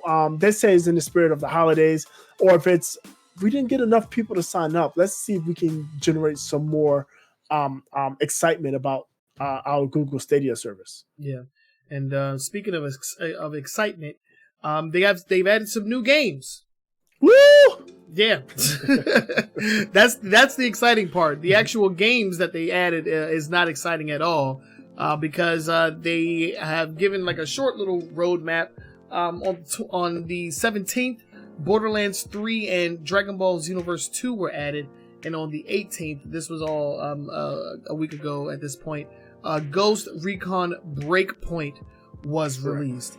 And Breakpoint is especially interesting because it's their first Stream Connect title. So Boogie, explain exactly what that is. Yeah, so Stream Connect is basically stream sharing, right? So if you're streaming the game through Google Stadia, you can basically viewers can jump into your game with you. Right, and play with you directly into the stream, right? Where without having to go through the rigmarole of finding a friend, inviting them to the party, all of that stuff. They can just click on the link, or click on the invite link right from the stream, and in the game they come to play with you. Yeah.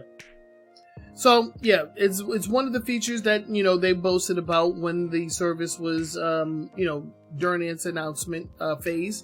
Something that of course was not available at launch, but they're making good on it now. But with one of the worst titles that I can think of, I mean, Ghost Recon Breakpoint is a trash title, filled with tons of bugs and glitches, and it's one of those titles where it was so egregious with the microtransactions that they had to completely overhaul it. Not even weeks into the game's release window, so. I don't know. It's interesting, and it's kind of weird, just how this just isn't working out how Google planned it. It's clear that they needed more time to develop this product, and they just wanted to get out there as quickly as possible. And like you said, in the next few years, we're gonna have consoles that are going to be capable of 4K 60. And video games are going to be developed, specifically to take advantage of those consoles. So my question is, what will be the point of paying a monthly fee for 4K 60 when you can, get a console and you don't have to pay an extra fee? You don't have to pay the upfront cost for the hardware, right? Because at the end of the day, Google Stadia is $14.95 or $14.99 a month. If you look at PlayStation Plus, it's $60 a year, right? Yeah. Which is about $5 a month. Look at Xbox Live Gold is the same thing. So it's a difference of what $10 difference a month, and you don't have to pay the upfront cost of for the hardware. Although you do have to pay $80 for the controller, and if you don't have a Chromecast, you have to get that. You have to get that, right? So I mean, there is a argument to say why you have Google Stadia, and the magic of Google Stadia is you can play anywhere there's an internet connection, right? Supposedly you're supposed to be able to play on your phone or your mobile device or your phone, your tablet, or your laptop, and you're getting the full 4K as long as your device can display it. You can still get that 4K 60, and all you need is a wireless controller, right? So that's that promise. If they make it there, if they make it to that spot, great. But I right now is definitely an issue with the software. It's definitely going to be a disconnect, and I think their business model is a little janky, considering that you're just paying full price for the games that you never have any control over at the end of the day. Nope. And then one correction, on the fly correction. I explained the Stream Connect incorrectly. Okay. So Stream Connect is basically multi-stream. So basically, if you're playing multiplayer co-op with friends, you're streaming, you can actually see, you can do on the split screen, see their screen as well as your screen. So you can see everybody's screen at the same time. So if you're playing, say you're playing Ghost Recon and you guys are flanking some enemies, you got two on the left, two on the right, you can see what your teammates are seeing, so you can better coordinate. Okay. Bah. I don't know, man. Stadia. All right. The next up, we're going to talk about this year's biggest flub. This is the game of the year if you hate games. Yeah, this has to be the worst game of the year. It didn't even come out this year. Didn't Fallout 76 come out 2018? Yeah, it came out the winter, that like November. Man, October, November, this game is over a year old, and it has been making headlines just about every single week that it has been out. Just during this game's year in existence, I think we may have skipped 3, maybe 4 episodes where we didn't talk about Fallout 76 this whole year. That's freaking terrible. Yeah, November 14th, 2018. And we're closing out the year and we're still talking about Fallout 76. And it's a good reason to talk about this, because this game is doing great. Am I right, Trinell? No, you're absolutely wrong. This game is doing terrible, as it always has. Oh, man. So I'll let you go, man. Jesus Christ. So according to Bethesda's point, this only affects PCs. So you console guys, and it's not that big a deal, right? Because it's only on PC. And it was only a few. It was only a few people. A few people, yeah. So there was an exploit that allowed people to steal all of your items out of the game without you ever seeing or knowing they were there. Nope. They were literally stripping you bare. Everything. And there's no way for you to get that stuff back. It's gone, is gone. This was happening on public PC servers. Apparently, this was Bethesda was notified of this, and they didn't do anything about it. Nope. They waited till people started getting their stuff stolen to say, "Oh, okay, now we have a problem." And it happened like right before Christmas, so there was the argument of like, okay, is this going to be addressed before the Christmas holiday? Luckily enough, it was. But man, oh man, like this has to be the biggest freaking like flub in the history of gaming, man. I have never seen a video game with such a destructive life cycle. It has been a terrible year for Fallout 76, for the game, for the people that play the game, and for Bethesda as a whole, because I mean, damn, man. They can't even get a break. This is soul breaking. I mean, if I'm playing a game, especially this game, because again, it's been a year, right? A whole year. People have really, the people that play in this game, they play this game because, they're like, masochist. Yeah, there you go. But they enjoy the game, right? To be fair, it's something that they enjoy playing for whatever reason, whatever the reason is. They enjoy playing the game. They've grinded and grinded. They've got gear. They've got weapons. They've maintained. Some people are paying a monthly subscription, right? And for somebody just to come in the server and look at you from without you to look to be in the server and be not viewable to you and just strip you bare. Yeah, of everything, including the clothes off your back. And it doesn't matter whether or not this was Atomic Shop items. It doesn't matter. Everything that is on your character can be taken away from you in an instant. There's a video. I believe it's been taken down, but there was a video. It's still up. Okay, so a guy was boasting about it. Uploaded a 9-minute video where he took away the items of over like 100 players inside of a server. Yeah. And there's no telling what this is doing to the competitive, aspect of the game with, everybody just getting all of their items, weapons, armor, cosmetics, everything taken away. And the worst part about it is Bethesda says they have no way of getting those items back to the people. They said there's only a subset of a few people that were impacted. And just like Trinell said in that video, the dude stole from well over 100 players himself in 9 minutes. So just think about the totality of people that engaged in that and how quickly they could have, racked up, people's items across multiple servers. Yeah, over a course of a day or week. I think this was Exploit was in there for a week. It's been in there for a while. Yeah. At least, right? And it's been known for a week. People can be using it for longer than that. And the exploit was apparently born out of a bunch of friends getting together trying to figure out a way to quickly swap items between themselves. Right. That's how they found out about it. But yeah, it's bad. And it seems like Bethesda's sole focus has been on monetizing the game and not fixing the game, because there's a whole bunch of other stuff that's broken in this game that they've yet to address.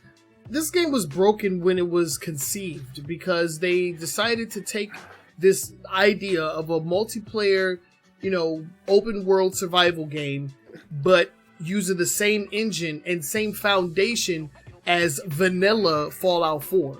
That was their problem. They have all of the same bugs. They have original Fallout 4. Right, the original Fallout 4 was built on a shitty, spotty, framework, but it didn't really matter all that much because it was a solo experience.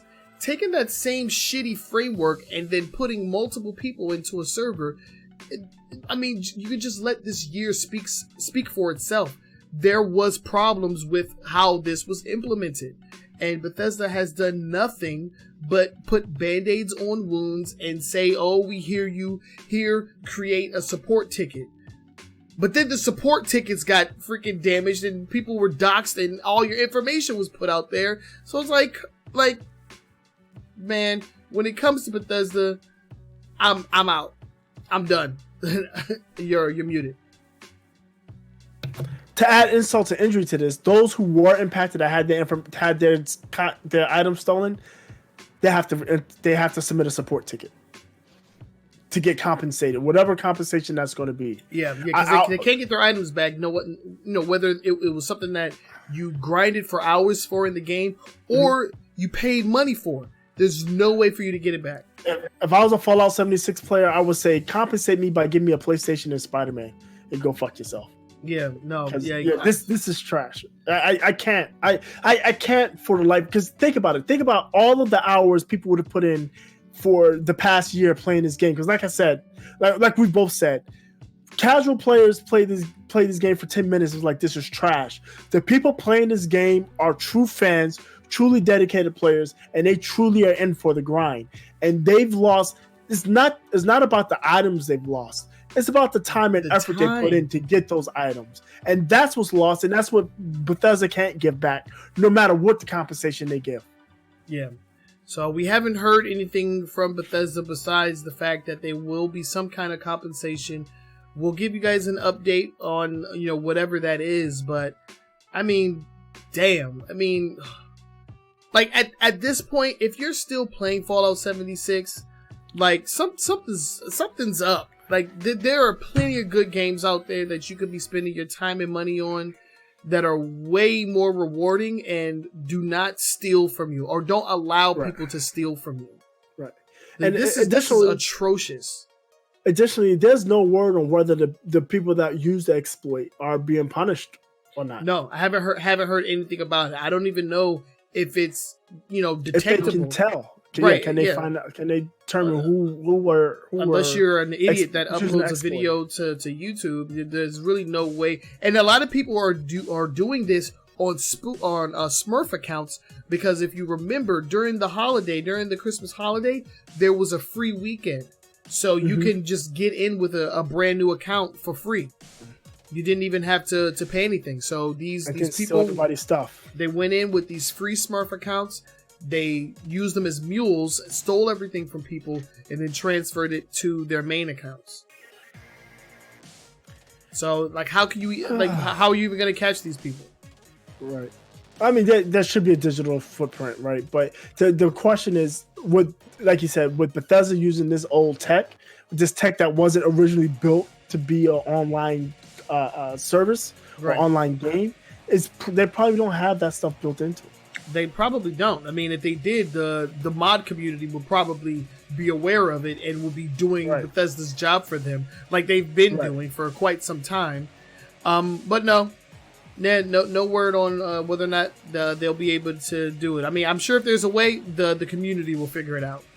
Yeah, because Bethesda has proven themselves to be incompetent as all hell, and I mean, I don't feel bad for them.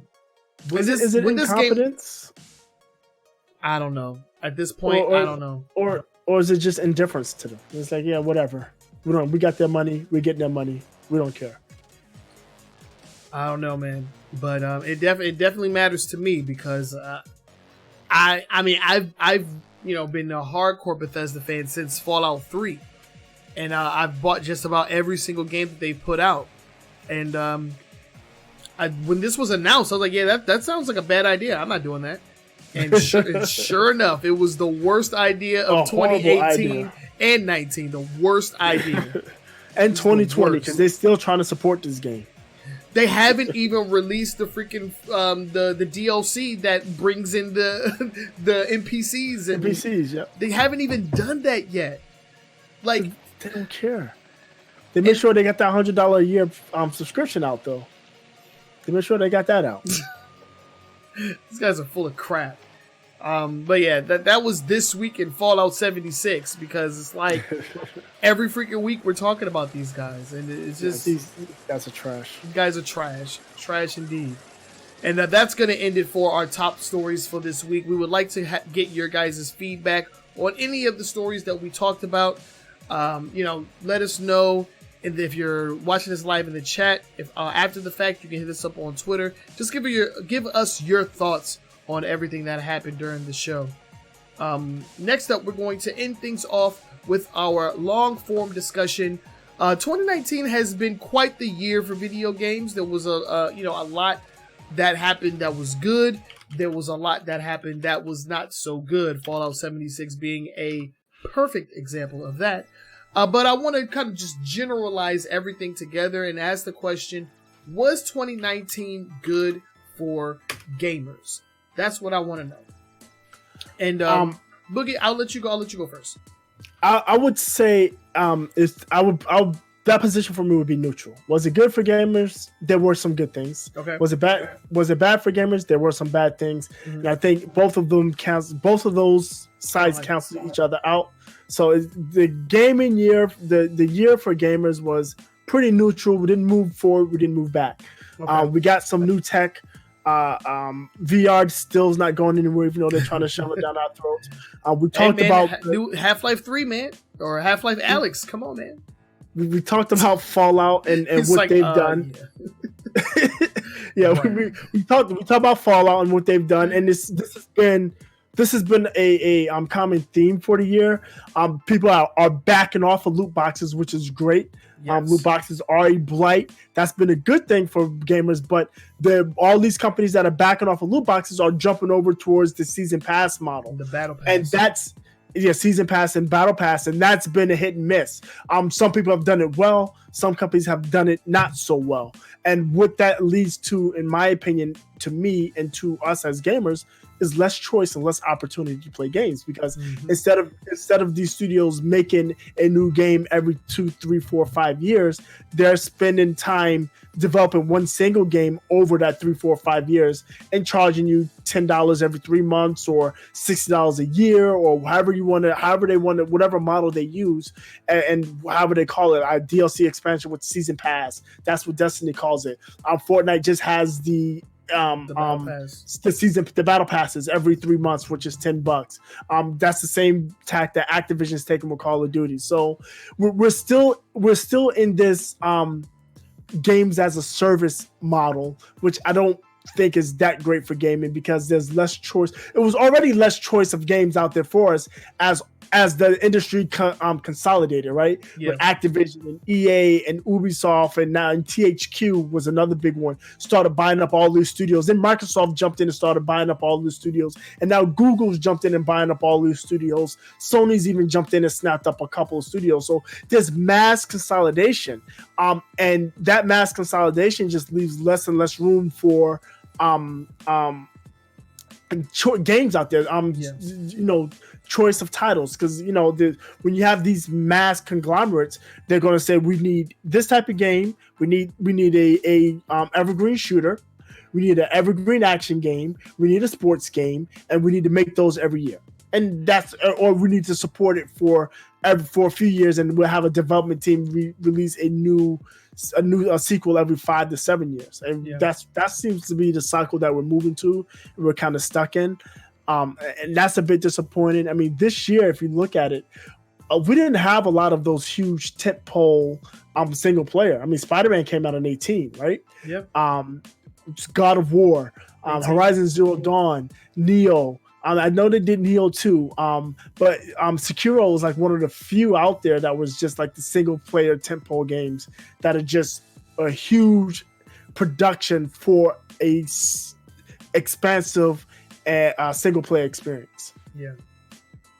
Yeah, you're absolutely right. And I'm inclined to agree with you on whether or not it was good or bad for gamers. There was a lot of strides in the right direction. It's unfortunate the path that we had to take to get there. It took government, threats and intervention in order for some decisions to be made on the loot box front. And so that was unfortunate. And still nothing has technically been set in stone over here in the States. There have been clear decisions made in other regions of the world, but I feel like those regions are so small when it comes to the overall video game market, that the studios and the producers and publishers or whatever, they're not really worried about it. And that's a point that we usually make when we hear like, oh well, Belgium and the Netherlands, they ban loot boxes. Like, yeah, that's great, but that's such a small subset of the overall game market that it's probably just a drop in the bucket. It's not even a drop in the bucket for them. It doesn't move the needle. It doesn't move the needle enough for them to really be worried about it. I mean, we looked at EA. EA initially was a FIFA when they were having the FIFA Ultimate cards and the Madden Ultimate Team cards being banned. They initially were going to fight it in the court of law, and then they decided not to. And they decided not to because the accountants and lawyers got together, and the accountants like, look, the amount of money that we make in Belgium and Netherlands is nothing. It's going to cost us more money to fight this, and that we'll be losing by just letting them do what they're going to do. And so they just walked away from it. Right. So that is definitely a problem, and it's something that we need.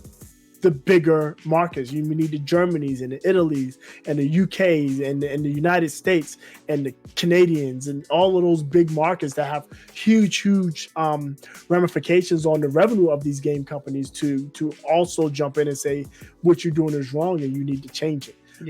Until that happens, we're still going to see it, and while we're seeing it kind of move out of the console and PC gaming space, it is getting worse and worse in the mobile space. That is the model in mobile. Any mobile game you get, there's just tons and litany of loot boxes and all of these pay to play, pay to win scams out there for it. I mean, I actually had to stop playing Marvel because it got to the point where it's free to play, it's pay to advance, and it's splurge to win. I mean, if you want to actually just level up your characters or just keep up, you have to pay for all the new characters. And if you want to actually win and compete, you have to spend much more. It's not free to play, pay to win. It's free to play, pay to keep up, and splurge to win. And it's absurd. And when you look at that type of model and the way they get away with it is, something needs to be done because it's definitely predatory. Yeah, I agree. But the studios weren't the only ones that were showing their ass this year. We had a lot of the different communities, pretty much going out of their way to show toxicity in some of the worst ways possible. I mean, just one example is the review bombing of video games for not being released on Steam. So if you remember when Borderlands 3 was coming out, it was being announced that it was going to be on Epic Game Store. The gaming community took to Steam to review bomb Borderlands 2, a game that is a commercial and it's a success, a financial and commercial success in the eyes of anybody, that's even heard of Borderlands 2. The community went out of their way to bomb that game on that. For a 5-year-old game, 6-year-old. How old is that game? 7-year-old? 6, 7 years old. Like you're not really proving any kind of point by doing that. And video game protesting as a whole has been proven to be kind of like not the best, like not the best thing that's been organized. I mean, we've had people protesting games in game. It's like, that's not a protest. You already gave them a Fallout 76 thing. Yeah, you already gave them your money. Like, you're not protesting if you're in game with like signs and using the in-game materials to send a message. Like, that's not a message. That's not a message that they're listening to, because they already got your money and that's all they care about. Ashton, what's good? Thank you for tuning in. Oi! Thanks for tuning in. This is what I'll say about that. So there's a saying, like, 1% of the internet is 99% of the complaints, right? Yeah. So when you look back at that, we had a long form. It was around Thanksgiving. We're thankful and gaming for. In general, the gaming community is a pretty good community. They look out for each other. They help each other. There is a subset of people in the gaming community. It is a minority, thank goodness. It may be a strong minority, but they are extremely vocal minority that just, for lack of better terms, they just whine and pout. If they don't get their way, they cry about it. If a game doesn't come out on their platform of choice, they cry about it. If a game doesn't come out in their store of choice, they cry about it. And they don't look at the big picture. They don't look at the fact, well, I'm on PC.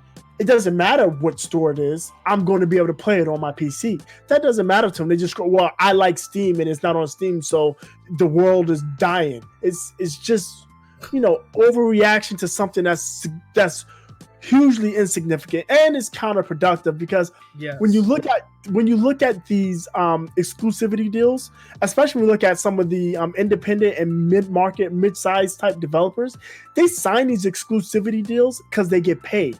They use that money to further develop or maintain the game, to pay their people to keep making games for them.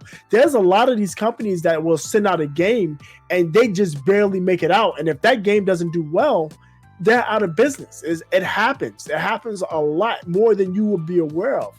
And when you see small studio B go and take an exclusive deal with Epic or exclusive deal with PlayStation, like they're getting paid to do that, and it's helping them put the game out, and it's helping them support the game. And that's just the way business is. Unfortunately, the amount that it costs to develop a game, market a game, and release a game is astronomical. And game sales alone, especially if the game sales aren't that great, and especially if you don't have a great marketing push, game sales alone aren't enough to keep these companies in business. I mean, I don't know. Some of these businesses make, billions of dollars, and then you hear stories about, the CEOs who are some of the most highly paid people. But that's when you're looking at these conglomerates, when you're looking at a 2K, a Take-Two and 2K, when you're looking at Activision and EA and Microsoft and Sony, yes, those guys are making tons of money. But when you look at a small developer, they're not. They are on their bootstraps. They got maybe 24 employees that pushed out this game. And if the game doesn't succeed, those 24 employees aren't gonna know when they're gonna get their next meal. Right. So I mean, yes, there's two sides to the story. When you see, and I can understand, when you see Borderlands 3 being an Epic Games exclusive because they just want the extra money. When Activision was having Bungie do exclusive content for PlayStation because Sony was paying Activision a kickback, that's bullshit, right? Yeah. But when it's a small company, when it's a small developer, a medium-sized developer, and they want to go on Epic Games Store as an exclusive because Epic Games is giving them a couple $100,000, $1 million, couple $1 million to be exclusive, and that's going to help them keep the lights on. What else are they going to? What should they do? What would you have them do? Yeah, what would you have them do? Struggle? Like, come on, man. They want to eat. They want to live. They want to put out this product. They want to make sure that it's the best product that it can possibly be. Sometimes that's I mean, that's an option that's, being thrusted at them, might as well take it. Right. But you take what you can when you can, right? Yeah. And to be quite honest, all of the people complaining, if they were in the shoes of some of these companies, like, look, you can release it on Steam, you might sell some extra, but how about we give you the money that you're losing by not selling on Steam up front. It's projected you'll sell 100,000 copies at $60. So we'll give you that $6 million up front if you just release it directly on Epic Games Store. And that's only for a year. Then you can put it on Steam. Right. And when you look at it, it's like, okay, guaranteed $6 million or a possible $6 million. I'm going to take the guarantee every time. Right. So, I mean, it's not even a question to me. That's the choice. And that's usually how these deals work. So, again, my thing with the complaints and all that, just stop covering it. Because the thing I've noticed, and it's something we see all the time, is we always cover the negative and never talk about the positive, right? That's why you look at, the gaming community is so bad and they're horrible and blah. It's not true. It's just all the stories we hear are about people being horrible, from Gamergate to Review Gates to whatever other to the Fallout 76 China exploits. Gate. Yeah, China Gate. It's all of that stuff that's talked about, and nobody talks about the fact that there was a group of 6 hearing impaired people that were able to complete a Destiny raid.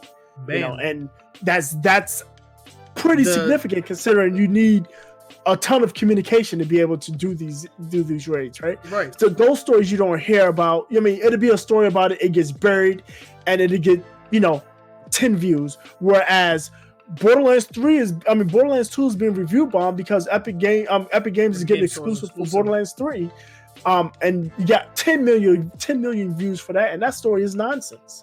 Yeah, it's a bunch of whiny ass babies that's throwing a temper tantrum because they didn't get the toy they wanted for Christmas. Yeah, I got mine on PlayStation 4, so it didn't even freaking matter. Right. It didn't matter to me.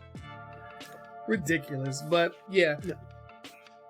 I just wanted to bring a point to that while the year did have some great things happen. I was really happy that Sekiro won Game of the Year. Yes. I thought that not that Death Stranding trash. Yeah, there was a overabundance of Death Stranding nominations, and I was actually really happy. Did it win anything? Yeah, it won like 3. Like 2, 3 categories, man. Speaking of, I'm sorry, this is off topic. That article you posted, was that a real article? Did Kojima get kicked out of Kojima Productions? No, that was fake. I was like, what the hell? Yo, I saw it and I got instantly triggered when I saw it. I was like, yo, if this is real, I am going to flip my shit. No, it turns out it was a fake. Yeah, I did the site that it came from was a satirical website. Okay. Yeah, but they got my ass. That was funny. I was ready to flip. But yeah, just looking back at the year, there was a lot of crazy things that happened. A lot of crazy things that we discussed. The whole Activision and China debacle. They backpedaled on it. After the fact. So I mean, it's good that guy Blitzchung got his money. Because they took his money away, and I thought that was shitty. That was definitely shitty. That was an overreaction, significant overreaction. Yeah, so I'm glad that Blitzchung got his money. Glad that he was, because it felt really messed up for him to be punished for, essentially using the time that he earned from winning the tournament to state something that he believed in, and that belief being democracy. It's like, right. So we can't talk about democracy. What's really good, Activision? Not in a communist country, you can't. Though, yeah, they weren't in a communist country when he said that. So weren't they? They weren't in China. They were in Hong Kong, weren't they? No, he's from Hong Kong, but he was, he wasn't at the tournament. It was like a via satellite. I think the tournament was being broadcasted from Tibet, I believe. Oh, okay. I believe something like that. I think China thinks they own Tibet too, though. Yeah, they do. Yeah, they do. They do think that. But yeah, man.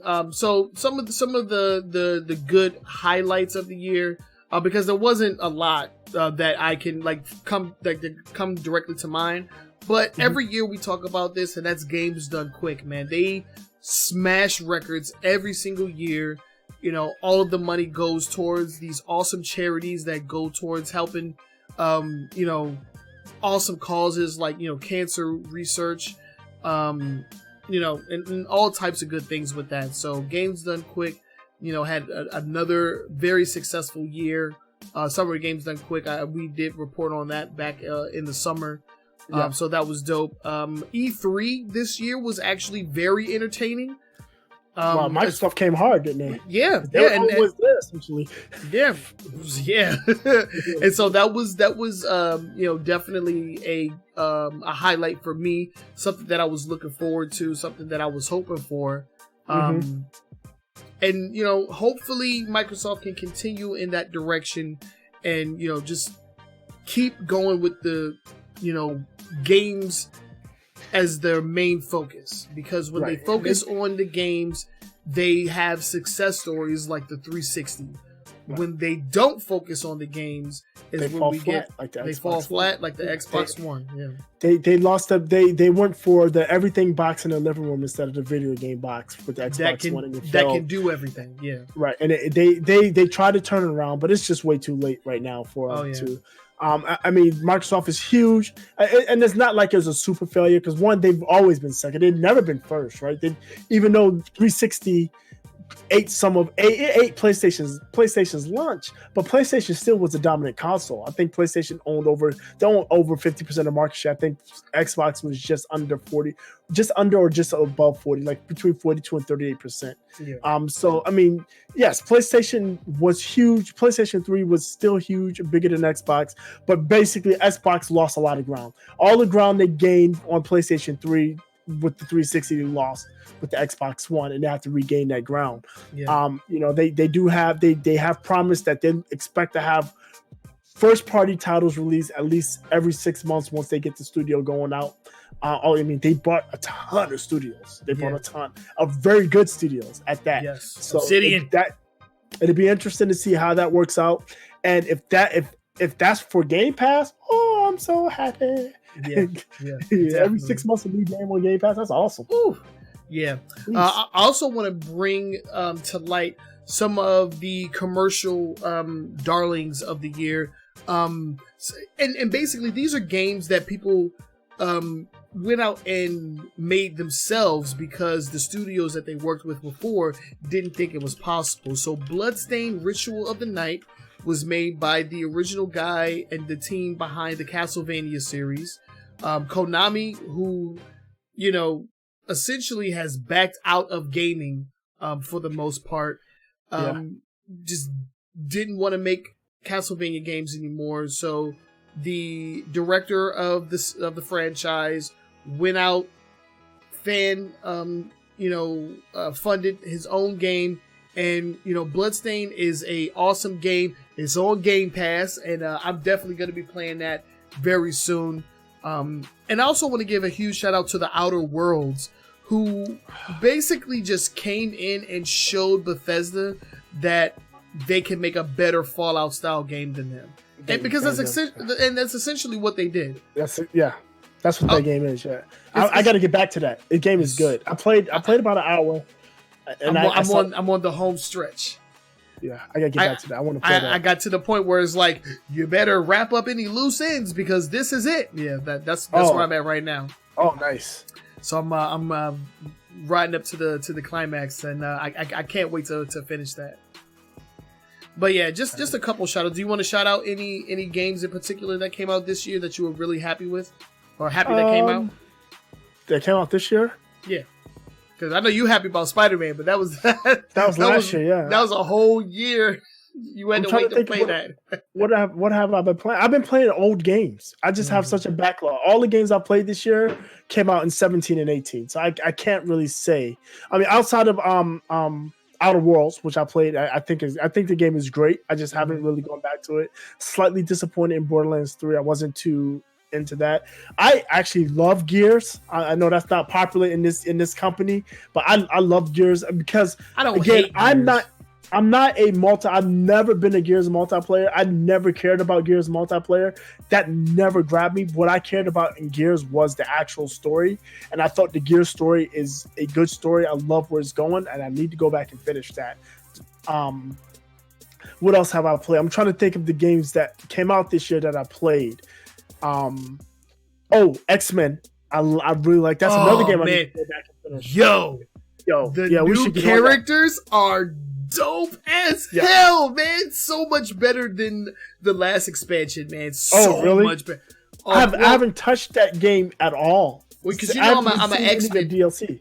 Okay, so the first expansion was like Blade, Punisher, Morbius, and Moon Knight. Undead Vampire, whatever, yeah. Yeah, so I honestly wasn't feeling any of them except for Blade. Moon Knight was okay, but Punisher and Morbius are garbage.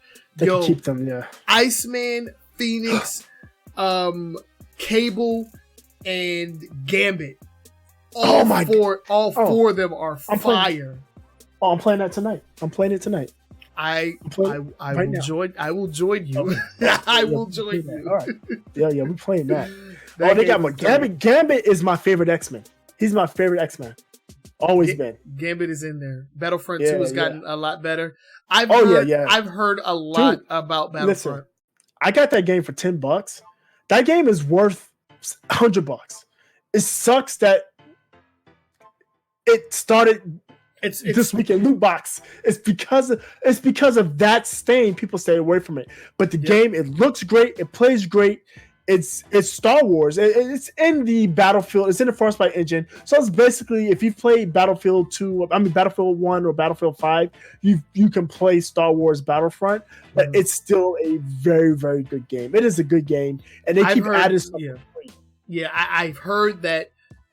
Since it's like calmed down, that game has changed tremendously and has actually become a very, very, very good game. And that's another thing that nobody really talks about. They talk about how jacked up the game was and how egregious it was, and we did that too because it was a very messed up thing that they tried to get away with. But you don't talk about the success stories or the comeback stories of these games enough. And I think that going forward into the new year, that's something that we're going to try to focus on a lot more. Is like, call them out when they need to be called out, but we also need to give praise to developers and studios that are doing what they need to do in order to turn around the stigma of a shitty situation in their game. I am totally down with that. Yeah, I have no disagreement in the slightest. I know that DICE is capable of making good games. It's just that they're under EA, and EA's a bunch of money grubbing bastards. Yes, EA likes to rush out games. They like to implement egregious microtransactions, and they don't like to give the players what they want. They like to get as much money out of the players as they possibly can, and you can't do that and then at the same time make a game that people are going to want to consistently play. It's just not possible. Yeah, another game I do want to talk about, or just give a quick shout out, is Apex Legends. Okay. Because the way that just dropped, and I played it. I'm not a huge fan of the Battle Royale game, but that is actually pretty easy to pick up and play. It gets highly competitive really quick. I thought the way Respawn made the game, because basically it's Titanfall without the Titans. You're just using the operators. Because if you remember in Titanfall, you played a lot of the game outside of your Titan as your operator. And you would call your Titan. Your Titan was essentially your ultimate, right, or your kill streak calling, or whatever you want to consider it. Right. But the movement is smooth. The gunplay is really, really good. The variety of weapons is nice. The call outs and being able to mark stuff is nice. It was really done well. They've supported it really well up to now. And one thing I do like is that they really kept the egregious microtransactions out of it, and they've gone with the battle pass, which is a standard for these battle royale games. It's just the battle pass. And I do want to give Respawn a shout out because they just dropped that out of nowhere. Yeah, they did. I do want to bring up one thing that's outside of gaming, and then we'll wrap this topic up with one game that we're looking forward to for next year. But one shout out that I want to give that's outside of video gaming traditionally. But that's the Sonic the Hedgehog movie. When it was announced, it was announced with a horrendous design choice for the Hedgehog, and it got a whole lot of backlash. And they went back in. They made sure that they gave themselves enough time, because another thing that was a big topic of this year was burnout and crunch.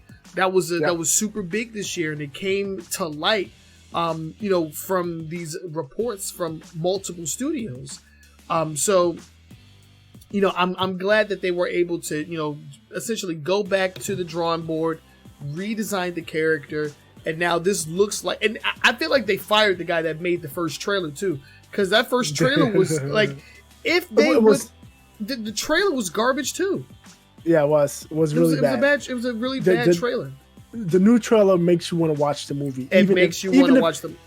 Even if Sonic was badly designed, it still was a more fun trailer. It looks like a fun movie based on the trailer, even if Sonic was freaking hideous. Yeah, exactly. That's another thing that I want to bring light to, is that we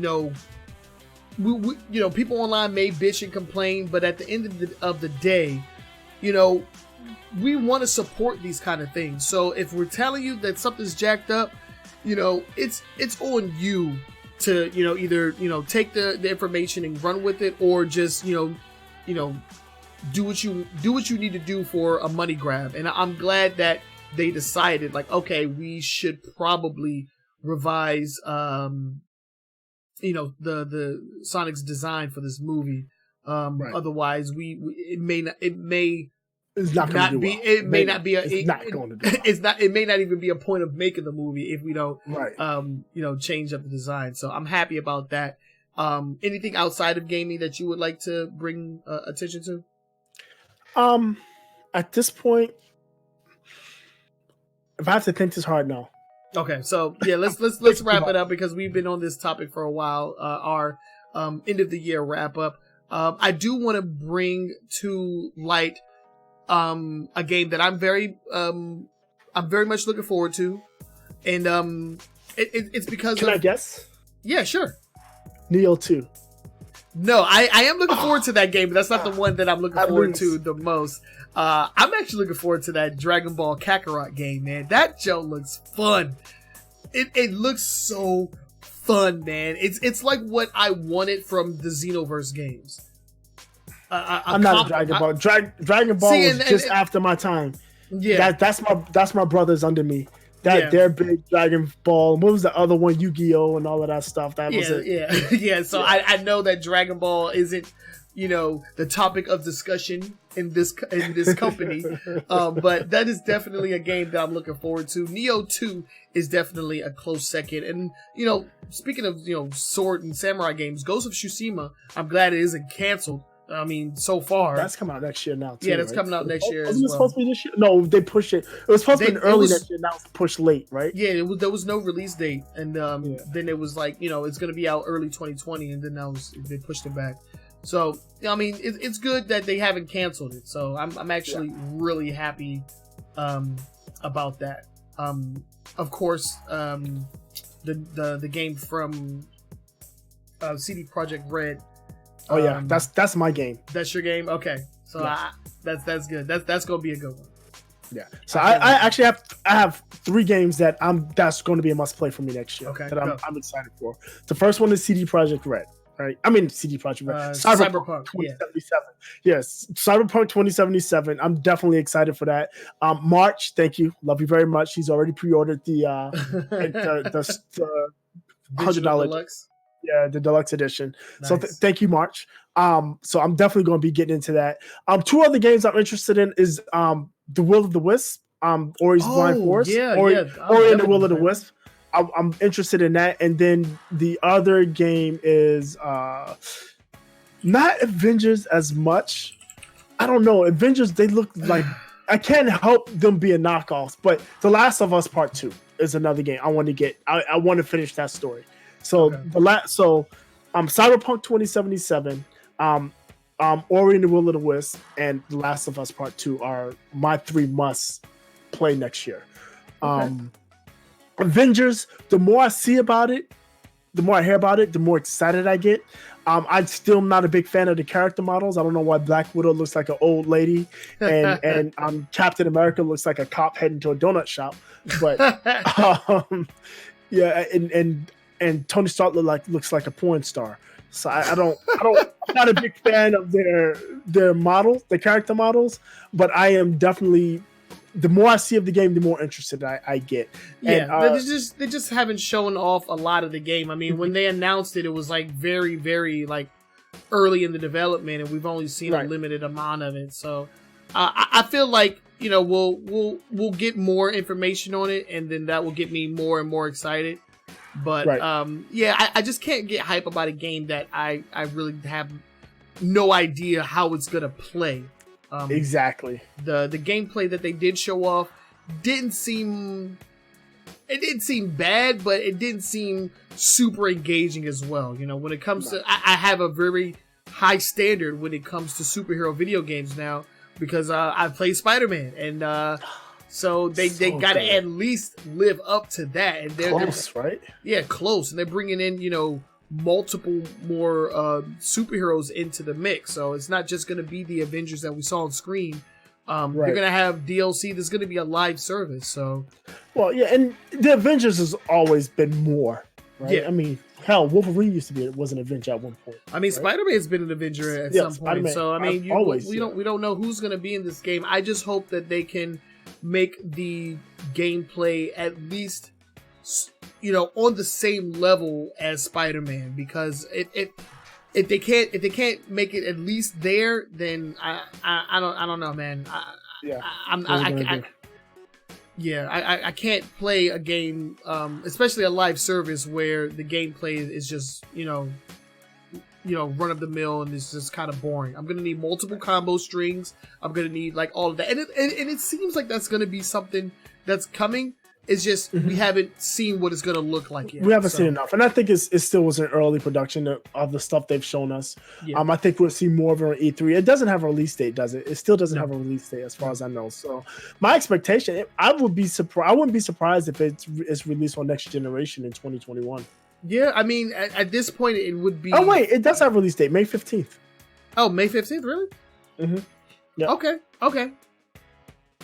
Well, that's good.